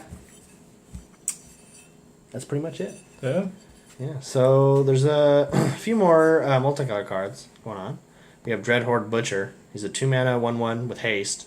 So black-red for 1/1 with haste. Whenever he deals combat damage to a player or planeswalker, put a counter on it, and whenever he dies, deal damage you can do his power to any target. This is notable because it has like a turn 3 kill associated with it, where you play him, get a counter on him, and then the next turn you get to like Collision Colossus or something, and then thud your opponent, and you kill him in turn 3. So Nice. I expect, if you don't think that's going to happen, you better expect it. If you don't think it's going to happen to you, it definitely will happen to you, and you're going to feel real, real bad. It's a flimsy combo, but it's one that no one's going to see coming. Fernly seems to be really antsy to see the next card. Role Reversal. Blue, blue, red. For sorcery, exchange control of 2 target permanents that share a permanent type. Yep. Give them your Wanderer and take their Sorin. Yeah. Take their Nicol Bolas. The Nicol Bolas. It's such a. Give them your Tibble. Yeah, that's it. What are you gonna do? I don't know if anyone's actually gonna play this. If Planeswalkers are that important in this next format, I'm sure this is gonna be great. Gonna be playing Planeswalkers? I don't know. What you can do is you can bring down one of your good uncommon Planeswalkers to like 1 loyalty, so they can't use it, and then trade it off for something that they have that's still usable. Yeah. I mean, I'm sure if you get this in limited, you're gonna like it as long as you're in the colors. But it's like a very restrictive color as well. Maybe it's like it could be kind of fringy if they have like notable lands, because there are some good lands in the set. But other than that, I don't think it's actually gonna see play. It's just kind of fun. There's fun flavor text and art and stuff. But if you want to see that, it'll be up on the screen. We don't have too much time to talk about it, so we're gonna move a little bit forward. Storev Devarkin Lich, 1 green, 1 black green. So it's 4 mana for a 5/4 trample. That's a There's a good rate. That's a good rate that we've already seen before on the red card. So kind of interesting that they're doing that. It says 5/4 trample. Whenever deals combat damage to a player or planeswalker, return to your hand target creature or planeswalker card in your graveyard that wasn't put there this combat. So essentially, whenever you hit them or a planeswalker they control, you get a card back from the graveyard. That's pretty good. That's actually really good. I honestly think there's going to be an Abzan deck. Yeah. It's like an Abzan That's mid-range, good. and it's going to be awesome. And then it's going to have this card, it's going to have the Sorin, it's going to have the Explore package, and it's going to be crazy. You're saying my my Abzan deck is not good enough, huh? I think it's trash. You're trash. I'm just kidding. No, I think that a lot of these cards are going to make that strategy really good. Yeah. Yeah, And this is good. yeah, I also think that in times of war, only Death flourishes. That's the flavor text. Anyway, This the is next good. card is the next 2 cards are both board wipes, which is kind of cool. Time Wipe, 2 white, blue. Return a creature you control to its owner's hand, then destroy all creatures. Save your guy. Destroy all their guys and your guys, but whatever.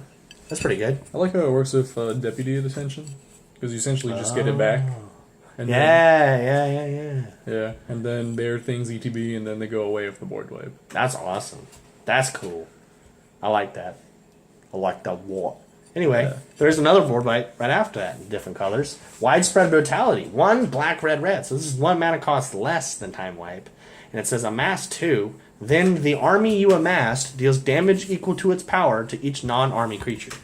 So essentially this says make a 2/2, or if you already have a creature, add 2 counters to it. Then that creature deals damage to its power to all other creatures. So as long as you already had an army out, it's probably just going to be give 2 counters to your creature and destroy the rest of the board for 4 mana, which is actually really good. In a deck that wants this, you're going to be loving it. I'm loving it. You're going to be going to McDonald's. It's going to be delicious. Let's go right now. I actually kind of want some. But anyway, we're filming a podcast. Another And Tom good Brady's card. on a diet. Tom Brady already left, remember? yeah, but- he drove away. Yeah. I'm sure he can fly back on the jet. Yeah. Yeah, I'm sure he can snap his finger and All right, no more let's MVP talk about season. this Anyway, good card. Handgrass Rampage. Pretty good. Handgrass Rampage. 1 in pretty the bad black. at the Choose same 1. time. Target player stacks an artifact, or target player stacks a creature, or target player stacks a planeswalker. This card does 3 things. You have options. It's 2 mana. It's a good card. Sadly, it's a sorcery. It's got Angrath hitting the whip and then doing the nay-nay. Yeah, he's doing the whip and nay-nay. It actually looks like he's gonna nay-nay. He's good. He's like flaying his whip around. His other hand is setting up for the. He's setting up for the crazy nay-nay. nay-nay. He's like, oh! I just nay-nayed on y'all. Well, in order to go quickly, Cruel Celebrant, white and a black for a 1/2. Whenever Cruel Celebrant or another creature planeswalker you control dies, each opponent loses 1 life and you gain 1 life. Yay. This just made it's a new Zulport Cutthroat and Blood Artist. Yeah. It makes Mardu a crystal cat. It makes Mardu kitty cats. Mardu Aristocrats an actual really good deck. Yay. And people already like this card, and it's going to make the format very interesting. The next card is Death Sprout. That's all right. 1 black, black, red for an instant. Destroy target creature. Search your library for a basic land card. Put it onto the battlefield tap. Then shuffle your library. This is going to be the new Vraska's Contempt after Vraska's Contempt goes away. Well, I believe so. I mean, it's a little bit more restrictive. It can only go in the Abzan or the Golgari decks or whatever. But, you know. I mean, you still have the Devil in the format. After, yeah, I mean, I'm talking about like after Dominaria and all that stuff goes away. Ixalan goes away. But there's still a lot of really good removal, including that. It's like super good value. You get to destroy stuff at instant speed, and you get a land. But if the format just becomes where it's just planeswalkers matter, it's not going to be playable. That's the thing. I mean, there's no way there's going to be a deck that's only planeswalkers. The deck has to play at least you have to have one creature. Yeah. And maybe you got planeswalkers that make creatures, and you blow it up and you get a land. So we don't play. And this is definitely going to be a Commander All-Star. You know, people are going to play this everywhere. All right, then. Next one. Next one, Dovin's Veto. The sadly missed opportunity to call it Dovin's Ban. But white and a blue for an instant. This spell can't be countered. Counter target non-creature spell. So it's a white-blue negate that can't be countered. Control just had a wet dream, and this card came out.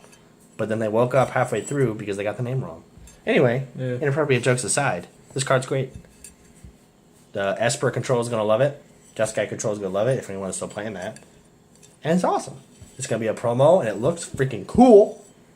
And they have Dovin actually being cool for once. The next card is Gleaming Overseer. 1 blue and a black for a 1/4. When it enters the battlefield, amass 1. So you get a 1/4 and another 1/1. Or you make your other creature bigger. And zombie tokens you control have Hexproof and Menace. Double annoying. Yeah, this card is actually really good. I'm pretty sure it's good. It's also a wizard for some reason. So I mean, There's a lot of wizards in this. You're a wizard of Nabonicon. Storev. Nabonicon? Yeah. For a second, I want to go back to Storev the Lich. He's a zombie elf wizard. How many things are you going to stick on one guy? I mean, Zombie, elf, wizard, and he's legendary. Why not? I mean, we do have elf. Let's just put everything on. We do have an elf wizard. But what other lizards exist that are good? Elf lizard wizard. What is the one from BFZ with the funny Saddleback Lagak? Tribal. Saddleback Lagak, guys. Anyway, the next interesting card, Leyline Prowler. 1 black-green for a 2/3 with Death Touch and Lifelink. And you're going to add 1 mana of any color to your mana pool by tapping it. This is card. It's freaking bizarre. Dude, hit the bars. Anyway, so use 3 mana, 2/3. Did you skip Invade the City? Why would you want to read Invade the City? Because it's weird. Use 3 mana. X, where X is the number of instant and sorcery cards in your I just want to get through these. If any of you new players are paying attention, that is what we like to call a bad card. Nah. So Leyline Prowler, a good card. It's Death Touch, it's Lifelink, that manages your mana pool of any color. That's pretty good. Yeah. The next card is going to be the Aristocrats All-Star, Mayhem Devil. 1 black-red for a 3/3. Whenever a player sacrifices a permanent, this deals 1 damage to any target. I think Aristocrats is going to be awesome. Aristocrats and an Abzan deck and a green-blue counters deck. It's just and a Planeswalker deck. There's a lot of good decks coming with this. This set is going to warp the format for sure. Yeah, that's why I'm getting so much, honestly. It's like this is going to be the base set for the rest of the standard until it just rotates out. Don't lie, you're getting so much of this because you're a pimp daddy and you like to flex. On you, yes. He's like, I can stop buying the BMWs. Time to buy a bunch of cases. I'll stop. Instead of buying 4 BMWs this month, I'll buy 2 BMWs this month. Anyway, the next card is Merfolk Skydiver. Green, blue for a 1/1 flyer. Whenever it enters the battlefield, you put a 1 counter on target creature you control. So it's either a 2 mana 2/2 flyer, which is pretty cool, or it's a 2 mana 1/1 that puts a counter on something else, which is also cool. And 3 green blue proliferate. Pretty good. It's also a Merfolk, so this actually goes in a lot of places. There's the Planeswalker deck where it can proliferate multiple turns. There's a 1/1 counter deck that loves the green blue thing that can add counters, and there's also the Merfolk deck, which also Needs flying merfolk, and it also has Cometa, which makes 1/1s, and this proliferates, and it's nuts. This card is one of the uncommons in this set are off the hook. Some of the commons are good. A lot of the uncommons are actually going to probably be worth a lot of money. So I think if you're someone who's just getting into the game and you're trying to think of a set to start buying packs of, investing in, this is something where you're going to get probably the best return on average, because you know the other sets have really good specific cards, but all the other cards in general aren't worth anything. This set just has a lot of cards that are good that you want to have for a long time. I would say that all the foils too, especially what you Oh, want to yeah. hunt for. Yeah. The next card is actually something that you're going to want in foil. It's called Neoform. Green and a blue for a sorcery. As an additional cost to cast this, sacrifice a creature. Search your library for a creature card with a converted mana cost equal to 1 plus the sacrifice creature's converted mana cost. Put that card onto the battlefield with additional 1/1 counter on it and shuffle your library. This is Eldritch Evolution. You get 1 less mana cost, but you get a counter on it. It's a sorcery at 2 mana. It's pretty good, honestly. Yeah, it's insane. It's great. I think there's also Vanifar in the format, which does 4 mana 2/4 that sacks creatures to do the same thing with the birthing pot ability. And this is just another. I'd rather run this over Vanifer, honestly. Well, yeah, but this just happens. Vanifar, you have to play her, and you have to hope she survives, and you have to wait. This just happens. It's like Eldritch Evolution, all over again. Like, I'm not exactly sure what you want to do with this yet, but we all know that the birthing pot effect has been traditionally really powerful. I know that most people just want to use it to ramp into the incubation druid, but at the same time, You sack maybe allowing our elves. Yeah. You get the incubation druid with a counter already on it, and you can tap it immediately for something else. You wouldn't. No, it doesn't have haste, but it's like people The just next say turn you just spell. immediately. Yeah, you bring it out, and then you also have spell pierce backups Nice. just to protect it. But it's like I feel like there's bigger things you can be doing other than that. It's like I don't know why you focus on so much on the early game. When the late game on their own, it's like if you have something 5 mana in the field in play that you just throw in for value, then you just go for Carnage Tyrant, for example. Yeah, and it comes out as a 8/7. Not bad. Yeah. 10th, the next card, we're gonna. It's not that. It's like, okay, 10th District Legionnaire, red white for a 2/2 with haste. Whenever you cast a spell that targets it, put a 1/1 counter on it and scry 1. It's got heroic. It's really strange. I guess a callback to Gideon. Or It's a whatever. good 2-drop. Just if there is a red white aggro deck, it's a great 2-drop. It loves spells that target it. You get a scribe, it counters, the 2 mana 2/2 haste. It loves mentor. Yeah, make Smart, sure you get all your drops, please. Make sure you get all your cough drops. If you're sick, take care of yourself. Definitely. Anyway, the next card, Uncommon Planeswalker, Angrath, Captain of Angry, 2 red black hybrid. So 4 mana. 5 loyalty. Creatures you control have menace. Okay. -2. Amass 2. I mean, you'd probably... It's alright. You'd play them in limited. If there is an Amass deck in standard, it's probably going to be tier 2, and you'd run him, and you'd be okay with it. It'd probably be. I feel like you'll just see Rakdos zombies, and you just see it in there, just giving all your zombies menace, which is pretty strong on its own. Yeah, I guess. Well, he's not too notable, and with a lack of time, we will continue to Kaya, Bane of the Dead. 3 white black hybrid, white black hybrid, white black hybrid. So that is 6 mana. Your opponent's control with hexproof can be the target of spells and abilities you control, as though they didn't have hexproof. So basically, your opponent's creatures and permanents, they lose hexproof as long as she's out. -3 exile target creature. She has 7 loyalty. So you get to make your opponent's Carnage Tyrants be targetable, and you get to exile them with her. It's all right. You would probably side it in any deck that hates Carnage Tyrant, I guess. Every deck hates Carnage. Yeah, I mean, it's got to be white or black. But Yeah. I don't know if there's like a control deck or I don't know. I feel like those decks already have answers for Carnage Tyrant. Use Time Wipe or something. Well, now you have Liliana to just make them sacrifice stuff. Yeah, so I don't know. I guess Kaya's probably not that interesting after all. I mean, she's probably good at limited. You'd play her just to kill 2 creatures, but other than that, she probably doesn't have too much use. Next one. The art is pretty cool, though. The next one, Vraska, Swarm's Eminence. 2 Black-Green hybrid. She's 4 mana for a 5 loyalty Planeswalker. Whenever a creature you control with Death Touch deals damage to a player or Planeswalker, put a counter on it, and that's it. So, if you have a lot of Death Touch, I guess, But sure. But she has a -2 that says Create a 1/1 black assassin creature token with Death Touch, and whenever this creature deals combat damage to a Planeswalker, destroy that Planeswalker. So it has Death Touch and Planeswalker Death Touch, and it has, whenever it hits one of those things, it gets bigger.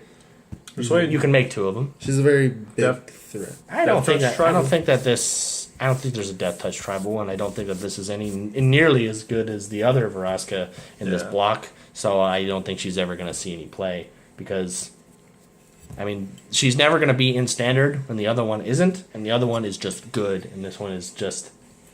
Okay. You used to play this in limited all day long, but I don't see any scenario where you just want 2 random Death Touchers.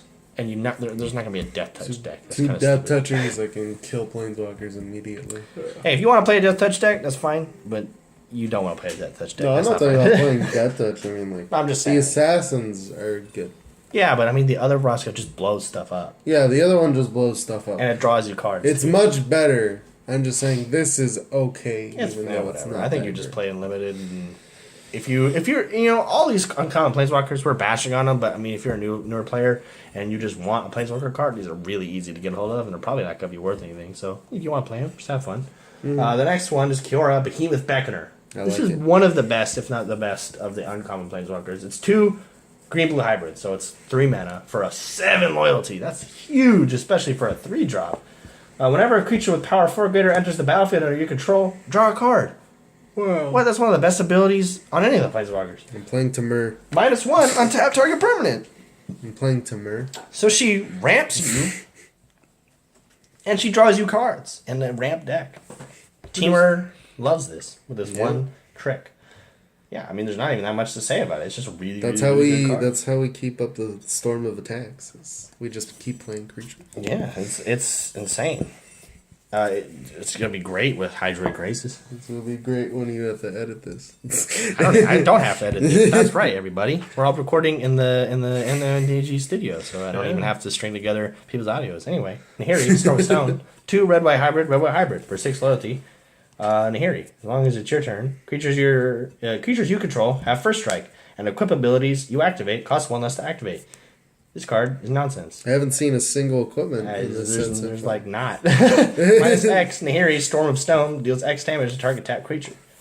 Okay, so she's a 4 mana. She kind of kills tap creatures sometimes, and That's it. she gives Seems your pretty creature. whack. I mean, she gives your creatures first strike, I guess.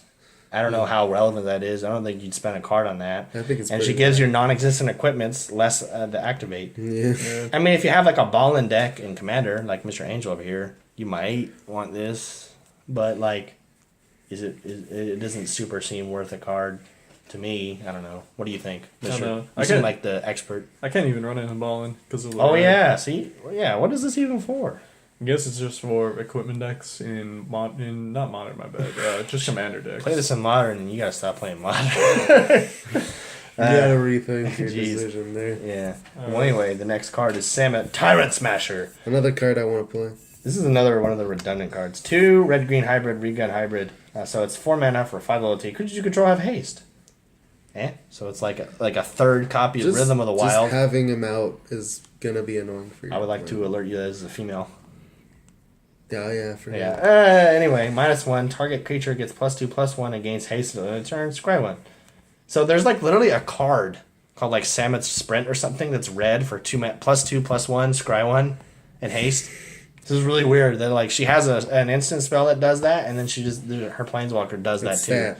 It's really strange. I mean, I think you would play this in limited. I guess I don't think you would play this in standard. There's just way better ways to do it. Just To Rhythm of give the your Wild. creatures haste. The haste and plus, you just play Rhythm of the Wild. Yeah. You play the Domri. The I don't Domri's way actually better. know what Doesn't the Domri give haste too? Yeah. So the Domri plus is as I thought well. he gives trampled everything. Who? Domri. I thought that's what he did. No, he gives haste. He gives. There's 2 Domries. I think one does give Okay. haste. Well, one of them. Okay. Well, then one at the top. I'll just go up to it. Let's just go up to it real quick. Let's Yeah, make this podcast 2 hours. Hold on. Woo! It's almost there, actually. Oh, here it is. You pressed on to Fairy Angel. That was not me. He doesn't give haste. Well, anyway. He's +1/+0. Yeah, well, still. I think you'd rather run him than her. But, Uh, I mean, definitely. he's a rare, though. So, anyway, the next one is Karn, the Great Creator. Another 4 mana Karn. So, 4 mana, 5 loyalty.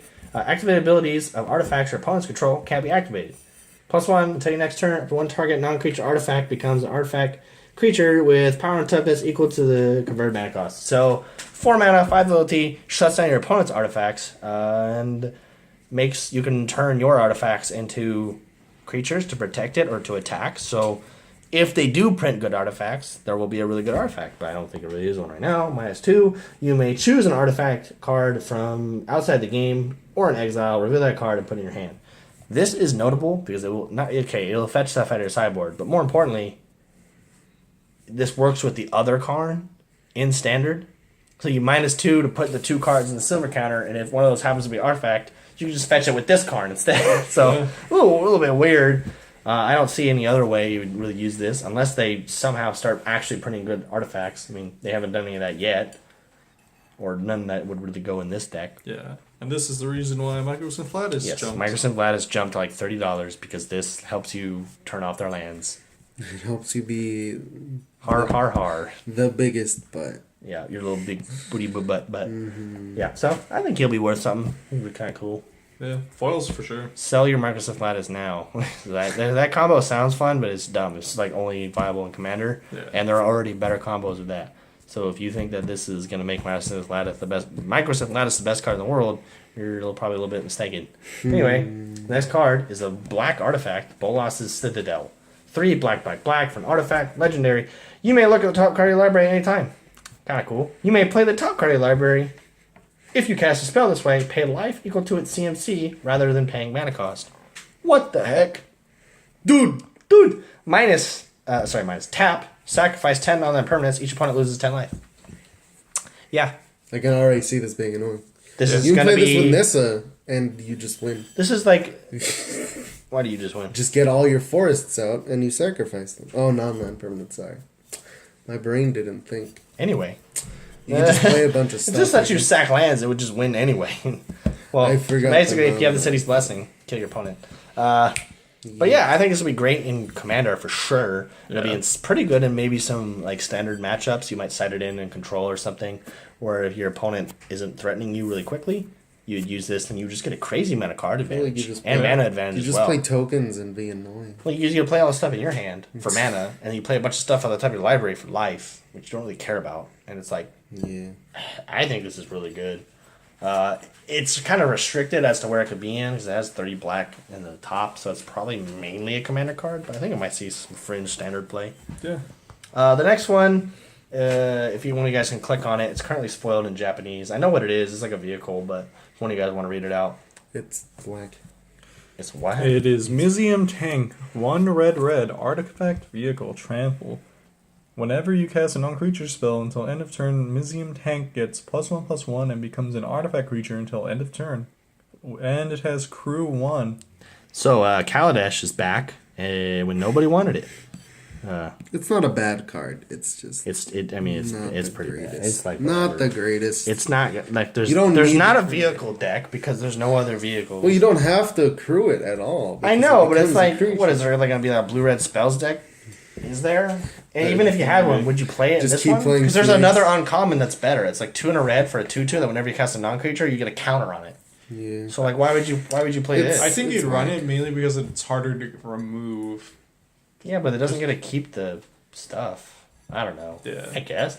If there's like a mono red burn deck, but this isn't even like as aggressive as the other red creatures. I think it's probably not that great. It's cool. It's got a cool art. I mean, who doesn't want a tank, right? But I mean, this is Magic, not the World of Tanks. Anyway, Vivian's Arcbow, 1 and a green for legendary artifact. X mana. Tap. Discard a card. Look at the top X cards of your library. You may put a creature card with CMC X or less from among them onto the battlefield. Put the rest on the bottom of your library in a random order. So, it's 2 mana, so it gets out quick. You could just discard any card you want. You could throw away lands that you don't need, or cards that you don't want, or cards you can't cast. Pay as much mana as you want. Look at that many cards and get a creature that much or less. Control putting you down. Don't cast anything. Just put it onto Exactly. the This battlefield. card is nuts. It's probably gonna be worth a bunch of money. I think. Probably one of the more expensive cards in the set, because like you get to circumnavigate control, especially in the green-red creature matchup. Yeah. You get to play this in Commander and make all your friends hate you. Yeah. You get to circumnavigate counters there. You get to like almost tutor for almost any creature you want. You just keep digging every turn, and even Yeah. if you don't find what you want, you're probably gonna find something each turn until you find it. Yeah. And it's like it's repeatable. You can scale it to whatever mana cost you want or need, and you can just it turns all your cards you don't want into cards that you might want. Like you drawing too many lands in limited, throw away all your lands away. Throw away all your lands away. Away. If you're playing standard, when you're playing mid range, and you're drawing too many lands, throw them away. Playing commander, you want to win. Go win. Do it. Go get that Crater Hoof. The next card I'm going to talk about, I'm not even sure if it's good. It's kind of like Isn't weird. Ling. God It's Pharaoh definitely statue. a commander card. Is it? It's 6 mana for a legendary artifact. Spells your opponent's cast cost 2 more to cast. At the beginning of your end step, each opponent loses 1 life. So it's a new taxing card, but it's like 6 mana. So you 6 mana to tax 2. So you have to like Tax you have to like 2 is tinker this already out on. or something or cheat this in. But I it's feel like like why you would you could- tinker this in if you could just tinker other stuff and win? Yeah. Yeah, I don't. I think this card's This bad. is this is something you put in And to like- annoy people, Yeah, not to and like, win the game. Why is it legendary? Why? Gotta not? make sure that Better you're not question. exploiting it. What? Well, Bolas is a They god. exploit this 6 mana artifact. Yeah, man. It says at the beginning of your end step, each opponent loses 1 life. This is like the slowest burn in the world. You feel sad. Yeah. You, So, you're taking a damage a turn. I like how we skipped this card. I just wanted to say the name Iron Bully, yeah, that card's and beautiful. it looks like a Big Brother from Bioshock. looks like the big brother. Anyway. Yeah. Next, the next 4 cards are lands, and then we're just about done here. So, Karn's Bastion. This card is seeing a lot of chatter. I think it's good there. I think it's gonna be great in Commander. I think it's gonna be good in Standard because there's gonna be a Super Friends deck. It's gonna be good in Standard for the Commander deck. It's probably gonna see play in Modern because there's quite a few cards decks that want this. Anyway, it taps to add a colorless. Doesn't come in tapped. You can pay 4 and tap it. Proliferate. What? Yep. Yep. Pretty Like good. we're not saying much, but like this does almost everything. In Super Friends, it buffs everything you want it to. In Modern, you play this in the Infect deck, and your opponent just hates you. You only need to hit them with an Infect creature once, and even if they kill your Nexuses or do whatever, you just have inevitability. You just keep waiting, and then end step proliferate, and your opponent dies. You play this in Commander, and like almost every single deck wants this in Commander. What deck are you playing that doesn't have stuff you want to proliferate? Mm-hmm. Like Ballin'. Ballin? But who plays Ballin? Oh, wait. Anyway, but still, you know what I'm saying? It's like so good. But anyway, in the interest of time, we're going to go to the next card. Mobilized District. This is, if anybody here has seen the movie Us, I believe most of us have, they're doing the thing from that movie. So if you like spooky movies, you've seen that movie, this card is for you. Tap, add a colorless, does not come in tapped. Pay 4, becomes a 3/3 citizen with vigilance on a turn. It's a mana land. It's still a land. This ability costs 1 less to activate for each legendary creature and planeswalker you control. So I mean, if you're playing control, maybe you have a Teferi or something out, or if you might even play this in like a Stompy deck. You have some legendary creatures, and you get an extra beater to try and win faster. just a free beater. Yeah, because it has vigilance. I think this is actually really good. It might actually be worth something. Like, it's a man land that's colorless as well. It's kind of one of those cards. It's like, why not play? This is like a good control finisher for the Teferi deck, because that's one of the problems it had, is that like you play Teferi and you just win in the slowest way possible. Yeah. But this gives you a way to win without having to play creatures. You just get you wait till you destroy them, decimate their hand, make sure they absolutely can't stop you, and then you just start turning this on and hitting them for 3. Well, it's I like think when there's a man land, you should probably always play it. I feel Well, like I mean, anytime obvious- there's been a man land, there's always been decks using I it. know, even when they They're made that always terrible, good. whenever you made that, even when they made the terrible one, Hostile Desert, still people play that one. It's just they're so. And this one is good. Yeah, it's like having a creature that your opponent just can't kill if you don't want them to be able to, and it can even save your life in a pinch too. Yeah, it does a you lot. Just turn it on. I don't think we really need to explain why manlands are good. Yeah. Well, anyway, get your mobilized districts. The next one is an uncommon land, Interplanar Beacon. I want a foiled one. It looks pretty. Me too, buddy. Whenever you cast a Planeswalker spell, gain a life. A little bit fringe, but whatever. Yeah.